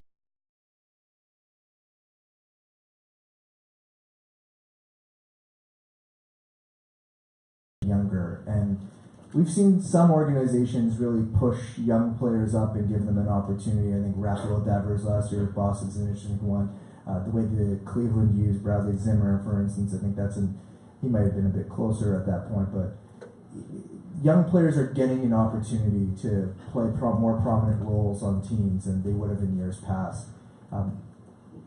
How, as an organization, does that impact the way you guys are handling, particularly your two most premium prospects that's on everybody's mind, Vladimir Guerrero Jr. and Bo Bichette? So before I answer that, let me just talk about a couple of other players. So we recently had 15 of our young players come to Toronto for 10 days and spend time with our front office, spend time with, beyond just the front office names that you guys hear, all of the people that will touch these players, from our director of physical, all of our directors, all of our medical staff, all of our admin staff, people that are going to help them with their travel, people are going to help them on the PR side of things, so that this environment is more comfortable, an orientation, for lack of a better term. But it's also a time to talk about what's important to win and what it takes to win, and we bring in people like Roberto Alomar to talk to them about that and what it's meant. Paul Beeston meets with them, our ownership meets with them, of course the staff meets with them, and what you see is young players starting to talk about being a good teammate, what it means to be not what it means to be a professional baseball player, what it means to be a Toronto Blue Jay. And that takes a commitment. You don't just say those things, you have to provide opportunities to develop those things. And we had this one, I'll try to be quick so that Shai doesn't make fun of me again for being long-winded. But so we had Mike Shaw's our director of travel. He takes care of all of our logistics and moving players in our team and our equipment around the North American continent. And he's explaining to him the expectations. And after he talked to them about his expectations, what they should expect in the environment, some of the things that they'll learn when they come to the major leagues for the first time, he told the guys, whoever had the best question for him, he had something at the end, and he threw Ryan Barucki, one of our young pitchers, a set of Bose headphones. You know, like, hey man, nice question, thanks. Tom Pannone, they're both going to be in our AAA rotation, competing to be kind of the next guy to come up. That's the cool thing about minor league baseball, that you are teammates, but you're competing against each other for that real opportunity. And when you can really pull for the other person to raise their level, that's going to pull yourself up. You guys all know about that in your work environments. So Tom Pannone said to Ryan Barucki, oh, wow, that's cool. We're just going to buy a set of those in front of the whole room. And Ryan Barucki threw them to him. He said, they're all yours. And the whole room's like, oh, that's cool. That's great. These guys just met. We just traded for Tom Pannone. They didn't even know each other. But that type of environment where guys they're pulling for one another, not looking over their shoulder, is a good sign. So Vlad and Bo are obviously, these guys are, you know, when you have expectations and you perform and you're 19 years old, you know, all of the bells and whistles are going off, right? You have all of the research that says, okay, these 19-year-olds that perform at this level are going to be very, very good. Then you have all of your player development coaches telling you the same thing. And you have all of your amateur scouts, your international scouts, your pro scouts, your performance staff saying, we don't see the holes. We see ridiculous levels of talent. That's when you know you have something. So you can place a value on those guys and say what it means to an organization. And we do that. We do that with math. But in reality, that's based on math. We don't know how good they're going to be when they get here. You know, they're individuals, they're human beings. I'm glad their last names have been in the big leagues before, because that will help them. It will help them a great deal because they're accustomed to it. They're used to the third deck. They grew up in it. And that is a big deal. When they walk into a clubhouse, a major league clubhouse, and they see a 40-year-old that's been doing it, if they walk into the same clubhouse as Josh Donaldson, they're not going to be intimidated. They're going to look at him and say, I'm just as good as you are, because of growing up in the clubhouse. So that's massive. That is definitely a separator for them. But ultimately, we need 30 of them. Maybe not at that level. For us to sustain winning environments, I mean, it's going to be more about 2. However, having said that, having those 2 that talented to sequence them at the same time is franchise altering. If you can have guys that hit at the same time for a team, that's when you see special things happen. All right, let's transition to guys we definitely know are going to be Blue Jays in 2018. And you've 4 primary ads to this point. We've got Diaz, Solarte, Granderson, and Grichuk. Someone really likes Solarte. Oh, Granderson. To this point, how is your team better than it was last year? So I think overall, depth, versatility, that's been something we've wanted to talk to. We've targeted, we've gone after, we've looked for that constantly, and with Solarte, we've definitely gotten that, and Grichuk, we've definitely gotten that. They can play multiple positions. That in Grichuk, we have speed, we have defense, we have upside in the offense, we have power. And in Solarte, we have the switch hit ability, play multiple infield and play the middle, and playing second. I doubt we'll see much shortstop. Aledmus Diaz provides us another level of shortstop depth that's going to be more offensive protection than, dare I say, the names I mentioned before. I'm learning. But I think the biggest thing that we can point to is that AAA depth that we're going to have to overcome any injuries that we have, whether that be a setback in catching. Now we look at the depth that we have there, and Dan Jansen, Reese McGuire, Luke Maley.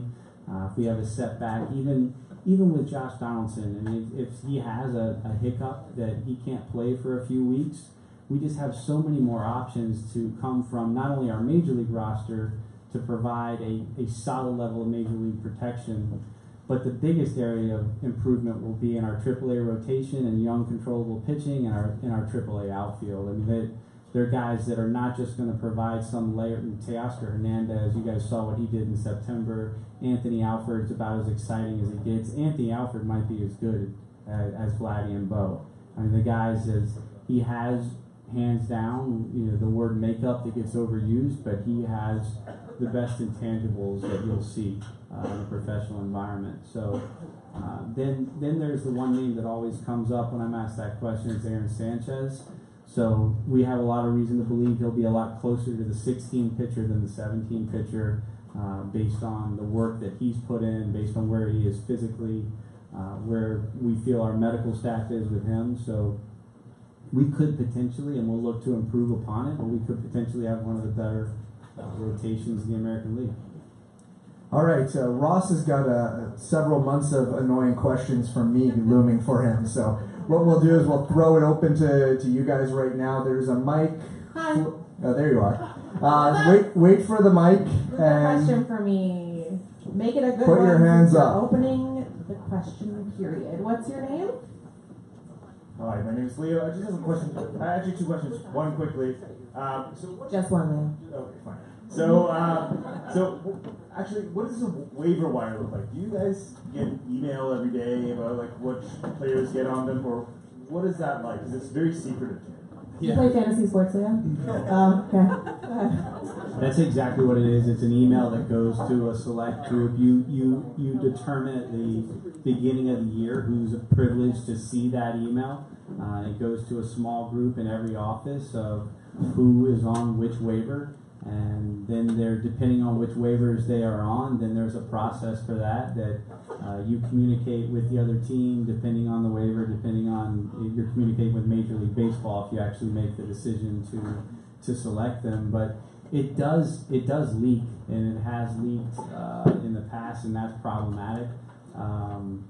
But it's an interesting process, and it actually a lot of people are talking about getting rid of trade waivers and it being a little bit more simple because some of the waivers aren't used. But answering your question, Leo, I can't see you back there because of the lighting, but it really is just an email. Ross, you made one notable waiver claim this offseason with Guerreri, picking him up from the Rays. How does he fit the puzzle right now? Yeah, he's one of the better pitching prospects in baseball 2 years ago. So, he's done it before. High ground balls. He's got crazy arm speed, and just that alone, we feel like there could be some potential if we don't need him as a starter that he's helping our bullpen. But great athlete that's done it before. Was unhealthy this past year. A lot of upside if he is healthy, and he's working very hard to be healthy. Sometimes players get a bit of a wake-up call when they have gone through the waiver wire and have cleared, and now they're with another team, or not cleared entirely, but just they weren't traded for, and they're just going to another team that they're starting to understand where they rank in the range of the industry, and that can be, like I said, somewhat of a wake-up call. But he has interesting upside. So last year, Dominic Leone was a waiver claim. So that turned into Randall Grichuk for us and worked out pretty well. And so there is a lot of opportunity at that level. So keeping flexibility in your roster, we feel like we have, because of Pete Walker and Dane Johnson, our pitching coach and bullpen coach, they've managed our pitching staff exceptionally well, and we want to get more guys like Dominic Leone and Taylor Guerreri in their hands. Tom has a question back here. Thanks. Thanks a lot, guys, for doing this.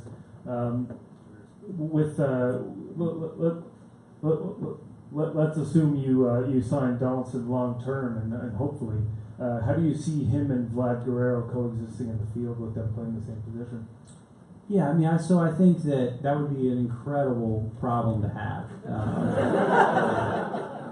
and that's really the way we look at it. Like that level of talent, if you can have someone impacting the game, if that means Vladdy has to play left field until Josh Donaldson is really suggesting that maybe another position is better. I don't think we'll ever hear that out of Josh Donaldson's mouth, but maybe he gets to a point where it's interesting. Aging curves. What happens with players getting older in the game is as they get older, playing time decreases, and it's pretty linear.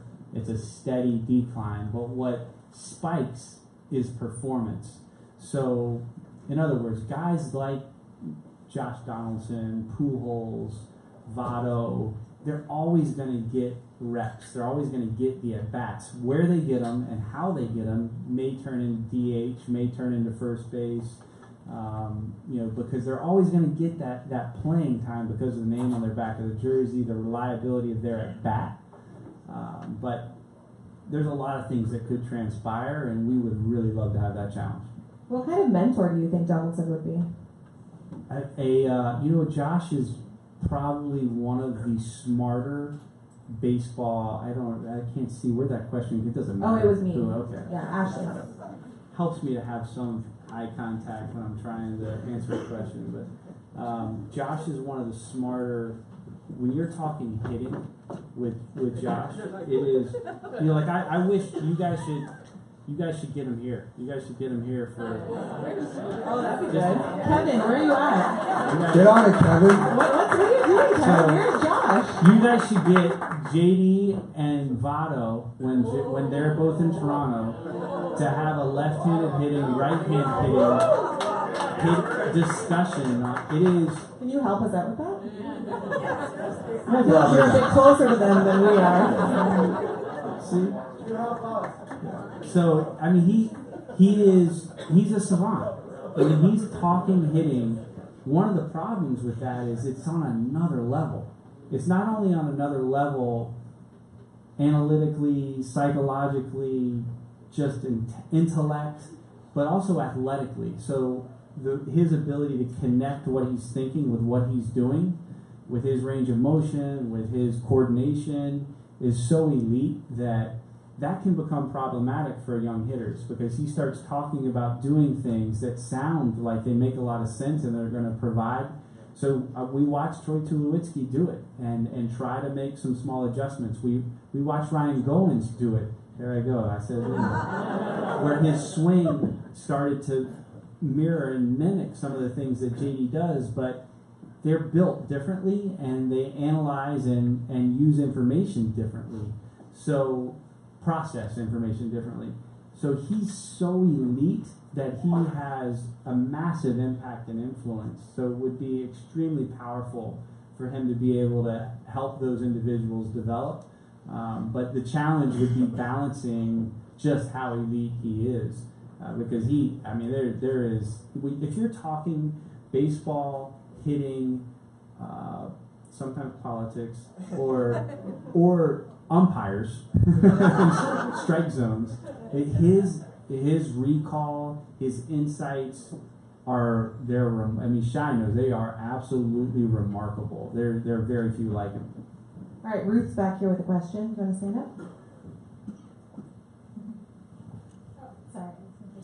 Hi. Hi. When I was at the Baseball Canada event, I had the opportunity to talk to some of the people from Tokyo Giants about Ohtani. And their sense was that he probably wasn't going to translate into a two-way player in the way that he's been sort of talked up. So I was wondering, because I know the Jays did actually have some interest in him, do you think that he would be someone that could become a pitcher and a hitter in the way that he was purported to be? I think it's possible. He's so talented that I think it's certainly possible. It's just how sustainable, how long does it last, and how do you build your roster around him? It's, for that, the question to me is how long. You're definitely going to try. The upside is too high not to try. Saves a spot on your roster potentially if you're using him in the D. I think the most logical way is use him as a DH, not as an outfielder, just because of the wear and tear on his arm and just overall physical wear and tear. Attrition is everything for pitchers, so keeping them healthy is the hardest thing to do. That's not as hard for position players, so that becomes the second balance. Are you cutting into that? It hasn't been done in a long time, so I think the sustainability is probably unrealistic, but it'd be definitely worth the effort. Just as a follow-up to that, Ross, the Reds there's some talk about Hunter Green, what they may do with him, and Anthony Gose in Houston. I've heard some different possibilities with him. Based on the way versatility is being valued in the game, do you think clubs are more open to two-way players now than they might have been before? Yeah, I think so. I think teams are looking for always any competitive advantage, and the worst thing you can do is think the way people have always thought, right? We're not going to do it differently. This is the way things have always been done.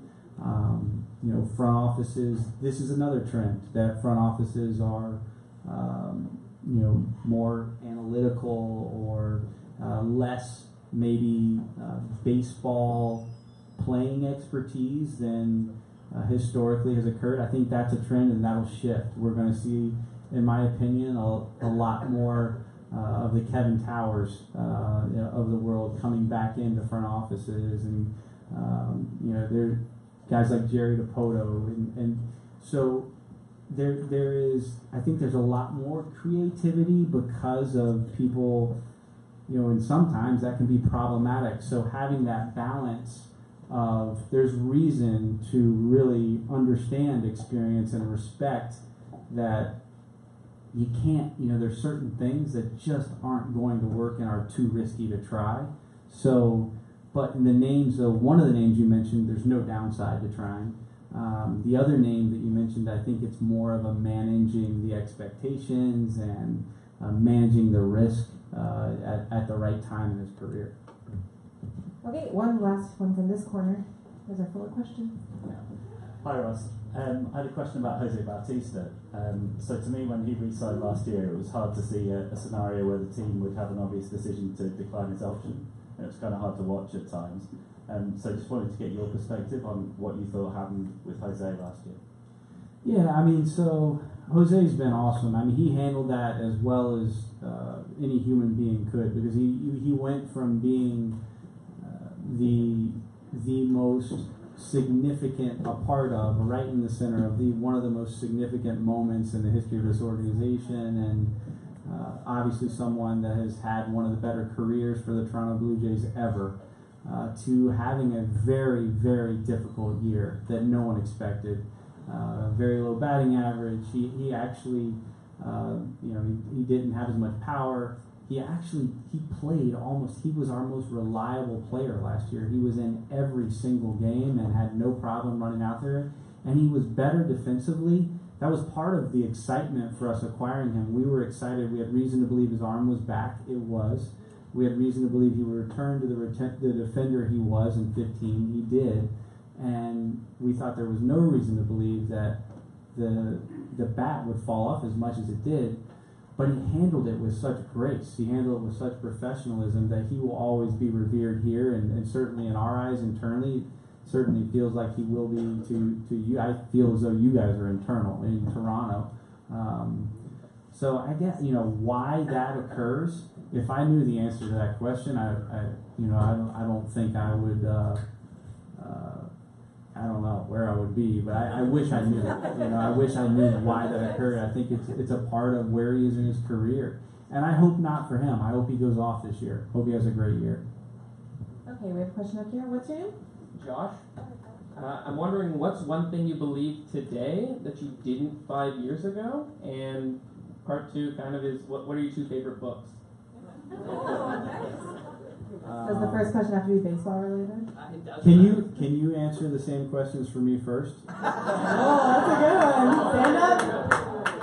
You don't have to. You don't have to. But can you? Can you? What about two books? That's an easier one. Two books? Okay, I love The Undoing Project by Michael Lewis. Oh, it's a great book. Amazing book. Yeah. I can't say another Moneyball was going to be the, but yeah. I think that actually upped it. And this is tough. Harry Potter and the Chamber of Secrets? Solid book. Thinking Fast and Slow, I guess was based on. Daniel Kahneman, same concept for The Undoing Project, right? It's a great book, yeah. So I'll go the easy one first. My favorite books are Old Yeller. Anyone know Old Yeller? Good movie. then actually, how children succeed. That's what Mike Shapiro said as well when I asked about the. I'm asked in everyone I respect. Yeah, I mean, I love Angela Duckworth. So the mindset, grit. Yeah, grit's incredible. We have a relationship with Angela. She's come and visited with us and our staff. She's a remarkable researcher. So I mean, I can, like, when I think about life and what I knew 5 years, I think about my daughters.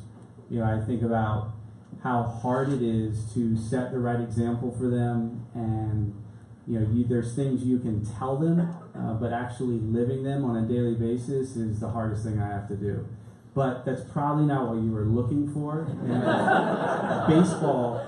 Baseball specific. I think it's such a, to say that I didn't know it's just more that I believe it so much more, is the power of having it's culture and environment. So how do you create that? I can't do that.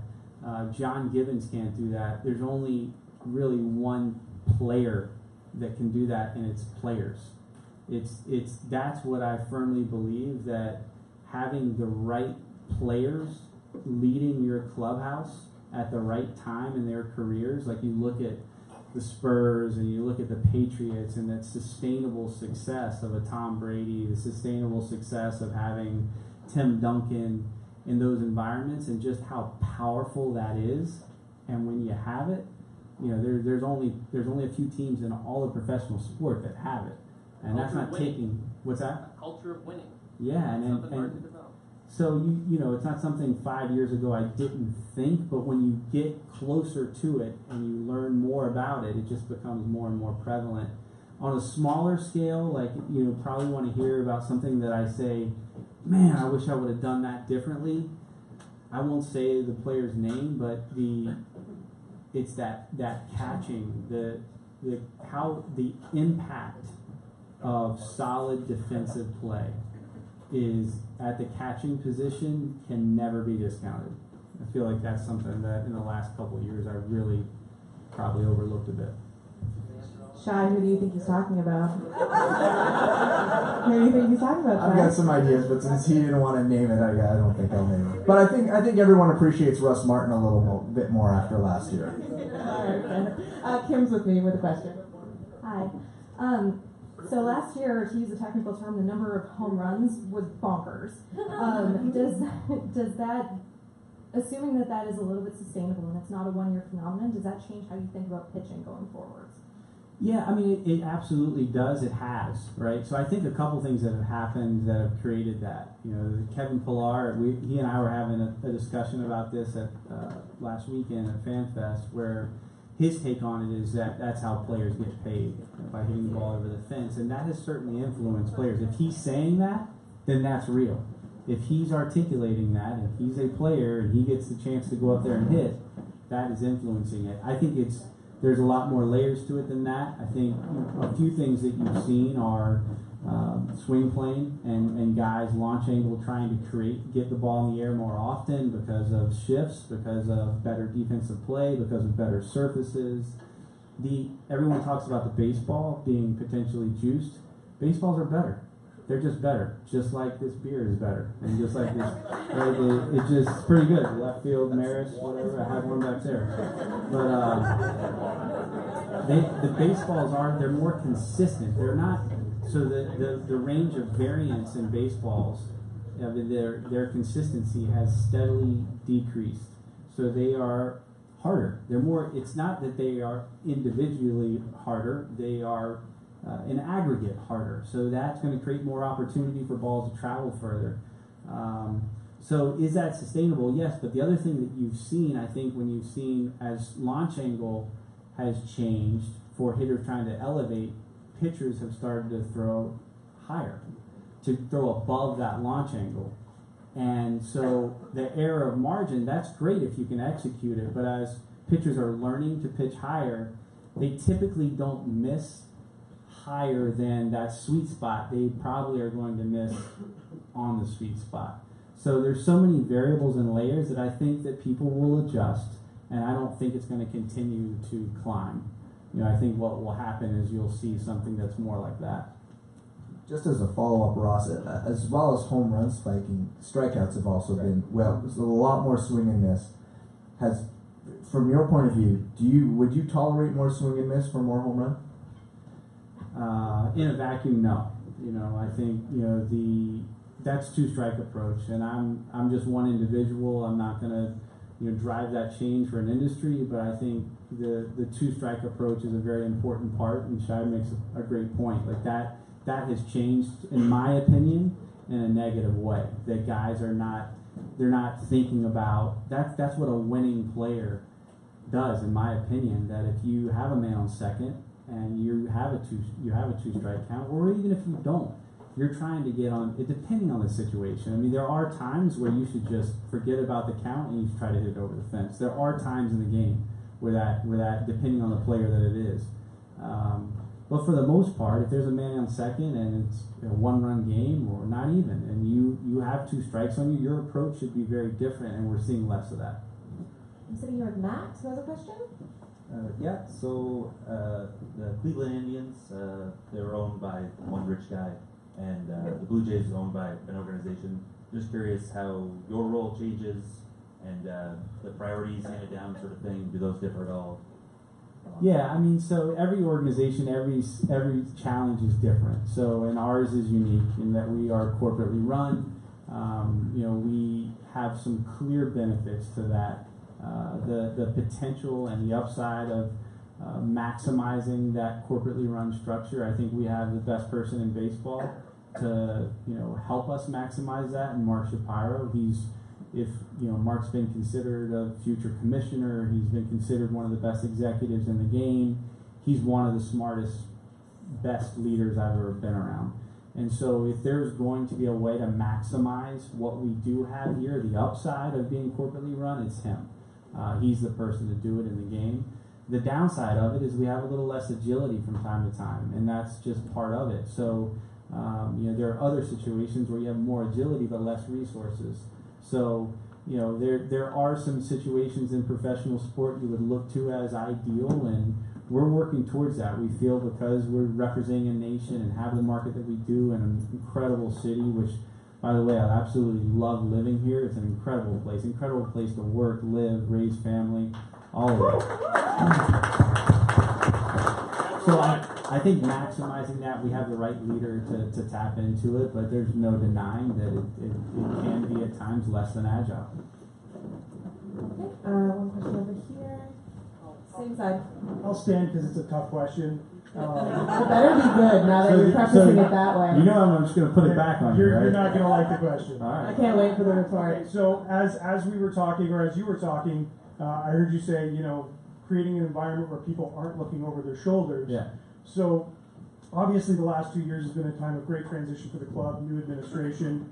Over those last 2 years, a lot of 10, 20, 30, in some cases 40-year people from the club, whether it's baseball side of things, business side of things, in various ways have departed the ball club. What would you say is, what does your current administration know that the last ones didn't, where those people were still with the club versus now not? Yeah. And how do you look at those changes and say, well, are people that have been here an extended period of time and sort of committed a good portion of their lives to the club not looking over their shoulders and wondering what's next? Yeah, so I mean, we base everything, that's perfectly fair. I'm glad you asked the question. So every decision that we make is based on our values, right? So are people looking to collaborate, learn, empower other people, achieve, and respect people they're working in? And so working in and around and with every decision that we make. And as you try to create change, there are some people that buy into the change and some people that don't. And when you don't buy into it, or change creates a situation where you have to evolve or change your responsibilities or job description and choose not to do that, then it doesn't make much sense for that person to remain there from a fulfillment standpoint and from a production standpoint. So that's I hope it doesn't sound, people just tell me that I sound corporate. I hope it doesn't sound corporate too much. But really it's the reality of environment, right? Like if you were just trying to create the best possible environment to put a championship team year in and year out and sustain that, you all have to be pulling in the same direction. So very, very difficult decisions, the hardest. In many cases, they're more mutual than you would think because of the fulfillment aspect, but not always, and sometimes extremely difficult. So, to the second layer of what does this administration know that others didn't, that's not ever the case. We want to learn from all of the good that is here, and we'll always look to do that. I think that a lot of emphasis has been placed on the change that has occurred, and not a lot of emphasis has been placed on the fact that mostly what we've tried to do is add and not subtract, and complement and build around what was very good, and it was very difficult for a lot of people, and happens in a lot of transitions. So I hope that if you have another question to that, if I didn't answer it specifically enough, please. It's a good answer, and certainly, as in sports and business and life, sometimes you just want the people you want. Also, yeah. You usually see those things more at like GM level or like a coaching right. staff level. I mean, at the end of the day, some of those people, I'm sure, that maybe weren't on the mutual side of it, are people that have been part of championship clubs before as well, that maybe could add to that culture. That's fair. And so for those people that weren't part of that transition, is there a specific reason that you're able to? Because obviously there's individual cases, but are there reasons behind why you choose who to keep and who not to? Yeah, I mean, really it would come down to someone saying, I'm not willing to change. And we would say, okay, that's fine. So that's when it would happen, when someone would say, well, I've always done it this way, so this is the way I'm going to do it. Well, okay. So, I mean, that's really what it came to. But we've tried, there were no very, very few quick changes for transitions. It's my nature, it's Mark's nature to try to learn from the people that we're working with and help them make us better. And in some cases, some of the changes we were trying to make they didn't agree with. Okay, Mr. Enthusiastic. You've been really great, yeah. Cool. Sort of shifting gears to, there's a lot of sort of discussion about the Jays' physical and the words are leaving me now because I'm actually talking. Performance, high performance. Yeah, high performance. Yeah, medical staff. Yeah. But feels like junior high again. Yeah, I know, right? But moving towards sort of the psychological aspect of baseball, there's been a lot of talk around the Mets psychological area and just teams utilizing that. And I think with signings like Granderson, and thank you for my psychological well-being by signing my favorite baseball player ever. Just if you could speak to that inside of the Jays and sort of where your direction is and where you believe that. Yeah, so one of the additions that we made here was there was no subtraction on that side. There was one person working here on the EAP side of things, and we've hired since then 4 sports psychologists to work here at various levels throughout the organization. They're leaders. They're not just problem solvers. They're not, okay, you have an issue, you're struggling with anxiety, go talk to him. It's foundation, and build that foundation and educate everyone to use it as a resource. As it relates to bringing in people like Curtis Granderson, who clearly have either really embraced that side of it or have things that are just somewhat innate about them because of their character. Nothing is entirely innate, but just the character creates that consistency. There's nothing more powerful than that. The Undoing Project is interesting because as you think about it, it's something that the Undoing, in that research and analysis will tell us that oftentimes we can overweight that subjective view and opinion, but saying that it doesn't matter is a mistake, in my opinion. It's more about setting standards, and that's what I was talking about earlier with guys like Tom Brady and Tim Duncan when they're setting, and Curtis Granderson is that guy. He's just not quite the elite performer. He has been at certain times. And baseball's so different to sustain that for so long. but it's extremely important. It's something that we're extremely passionate about, and it's something that we talk about from the acquisition level to their first time that they put on a Toronto Blue Jays hat, and will be something that is expected of them throughout. And I think you'll see over time that it's extremely important to us. Okay, we have a question from Diana, right? Yes. Hi there. Earlier you pointed out something interesting, that this market is different in that now we have 11 to 15 teams tanking, or not choosing not to be competitive, if you want to put it that way, and said that presented opportunities for the Jays. But at the same time, don't we have a lot of money locked up in big contracts that prevent us? And plus there's this big backlog of free agents and trades to come in this off season. So in a sense, aren't your hands kind of tied? Well, okay, so there's a couple of things to that. And so in talking about the teams that just aren't as aggressive in free agency or aren't looking to acquire talent, they're not looking to improve, their payroll's not going higher, and they, with all due respect, I'm sure they're thinking about improvement, but they're thinking about it in a different way where they're not as aggressive in free agency or on the trade front for the immediate short term. So with that, with the potential, the moves that the Rays have made, they'll still probably be a pretty good team. But if they continue to trade away, they traded Longoria, if they trade Chris Archer, that's better for the Jays. So that's all I was suggesting, is that as other teams aren't looking to improve, and as we are, then that's better for us. Not acquisition of players, it's you're talking about competitive balance on the field. Yeah, I think they're tied together. But as it relates to our hands tied, they're not tied. Now, as I said, we're not quite as agile as the Yankees and the Dodgers. We don't have a $200 million plus payroll. We didn't have 2 years ago. We didn't have one of the better systems in baseball. Now I feel we do. We have one of the better. Well, actually, Alex did an incredible job 3 years ago. Before those trades, they did have one of the better systems in baseball, and they traded away from it. Fortunately, they didn't trade Vlad. And I mean that with respect. Like, he made good decisions in those trades that improved the roster, and now we have these contracts that, there are some that, that's part of just about every bigger market team, that we don't view it as our hands are tied. We view it that we have more resources than most, a better farm system than most, and we want to make sure that, we're respecting the future at the same time. Ross, just a quick question. People are so tied up in numbers these days. There's so many advanced stats, analytics, everything like that. Who was the last player that you decided that you had a gut feeling about, who you wanted to go with, maybe take a chance on, whose numbers necessarily didn't reflect the ceiling that you thought they had? So there is definitely a big subjective part of it. You try to limit how much that you follow your gut, because, think about it in terms of hiring.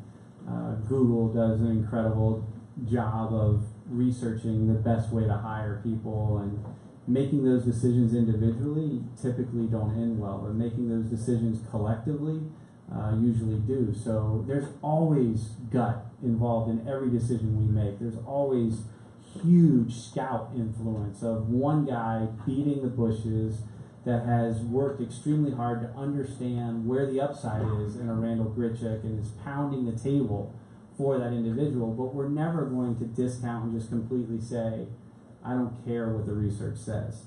It's marrying the two. It's wedding the information, and when it does happen, then that's when you're getting excited. I will say that Justin Smoke comes to mind because of his consistency. A lot of the subjective, and it wasn't just me, one person, but a lot of the subjective information around him of what he was thinking and trying to change about his swing, what he was doing physically, how he was handling his performance, how he was respected in the clubhouse, his strength, his character. There was a lot more subjective reason to believe that we should extend him when we did.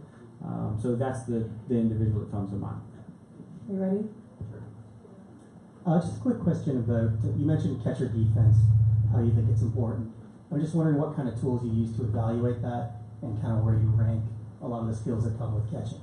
Yeah, so there's external framing metrics, we have our internal framing metrics, and then we have our coaching staff and scouts. So we look for those to align. We actually do a lot of video analysis ourselves, so it's not just scouts going to games, but then when we see the data is suggesting that guys are getting pitches in the buffer zone more frequently, and then, our scouts are suggesting the same, that they're doing a good job of not just commanding the zone, but getting pitches in that area that is a bit gray for umpires. Then we go back and analyze that pitch by pitch by pitch by pitch. So it's a process that we have to do it that's cumbersome, and fortunately we have a very robust front office and a lot of guys working tirelessly to understand it. So, Ross, as a former pitcher, what are some of the subjective elements that you really appreciated in a catcher? Two things. So, and it's more just my evolution of working in baseball. But as a pitcher, I probably couldn't articulate it at the time, is how quiet a catcher is, but still mobile and agile. So a lot of guys can be very quiet and stay in one spot, but when the pitch is not going where they expected it to go, they get really loud. So, Russ Martin does an exceptional job of being very still and very quiet, and then when the pitch is 4 inches higher than he was expecting it, his movement is very subtle.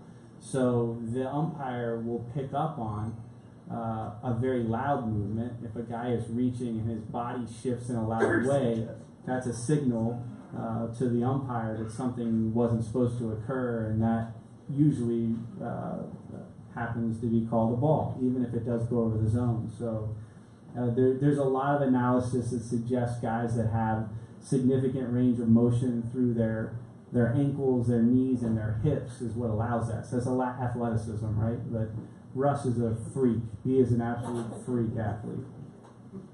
Javid has a question for you here. Hi Ross, thanks for coming, and hopefully you can make it like a monthly occurrence. Oh, thanks for having me. Thanks for having me. Yeah, my question is more about the statistics. So, reading various things, I understand that teams, or I've heard that teams have more advanced stats than are even publicly available. I wonder if you guys have those types of things.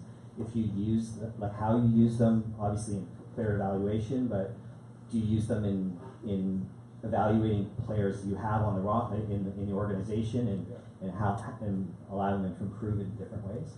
Yeah, so defensive metrics is one of the more interesting ones that are being discussed in front offices in the industry today, because they're not as reliable, they're not as consistent, there's a lot of variance across the board, and so if you can beat other teams at making them reliable and consistent and retroactively studying that to understand that they are, there's a lot of opportunity there.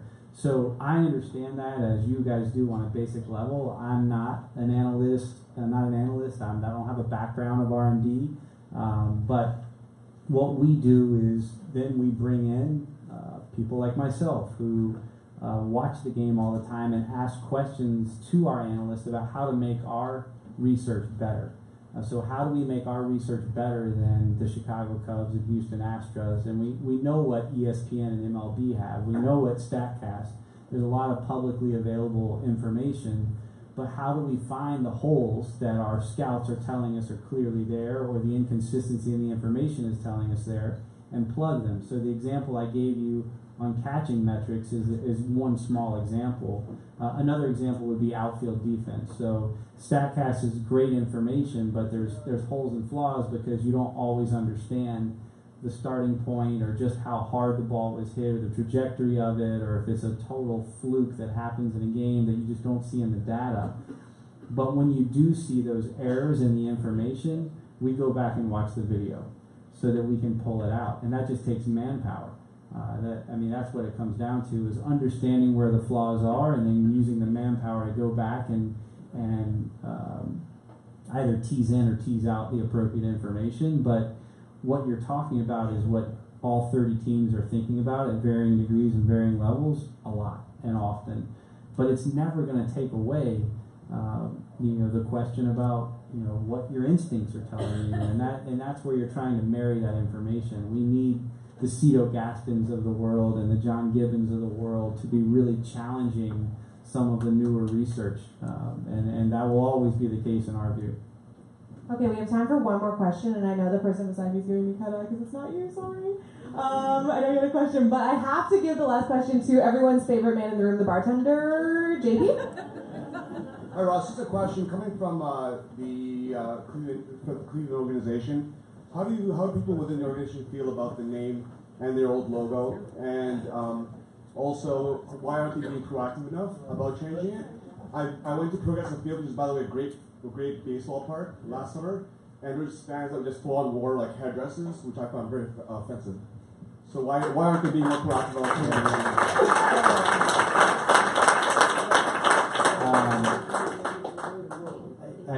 What I can tell you, I can tell you that Mark Shapiro is extremely passionate about that, agrees with you, and has tried over time to, years ago he started that transition, and I think fortunately how they're handling it now I can't comment on, and I hope you understand why. I can't get in too deep into that analysis, but I do feel that the organization is in a place that they can more readily transition out because of how hard Mark Shapiro worked in the past to prepare them for that. The timing of it and how they're being proactive or not is something that is too delicate for me to comment on. But please know that your compassion I admire and I share. Okay, I know I said one more question, but I lied because Bob Kendrick has a question. So when Bob wants to say something, everyone stops and everyone listens. Now, Ross, this is going to be the most difficult question that you've had tonight. What's your favorite Kansas City barbecue restaurant? Oh man, I love Texas barbecue. I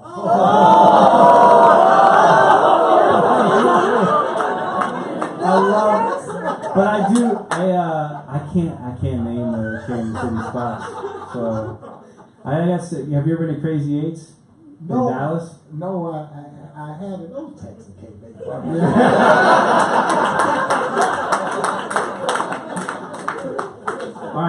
All right, Bob. Where's your favorite place to get poutine in Toronto?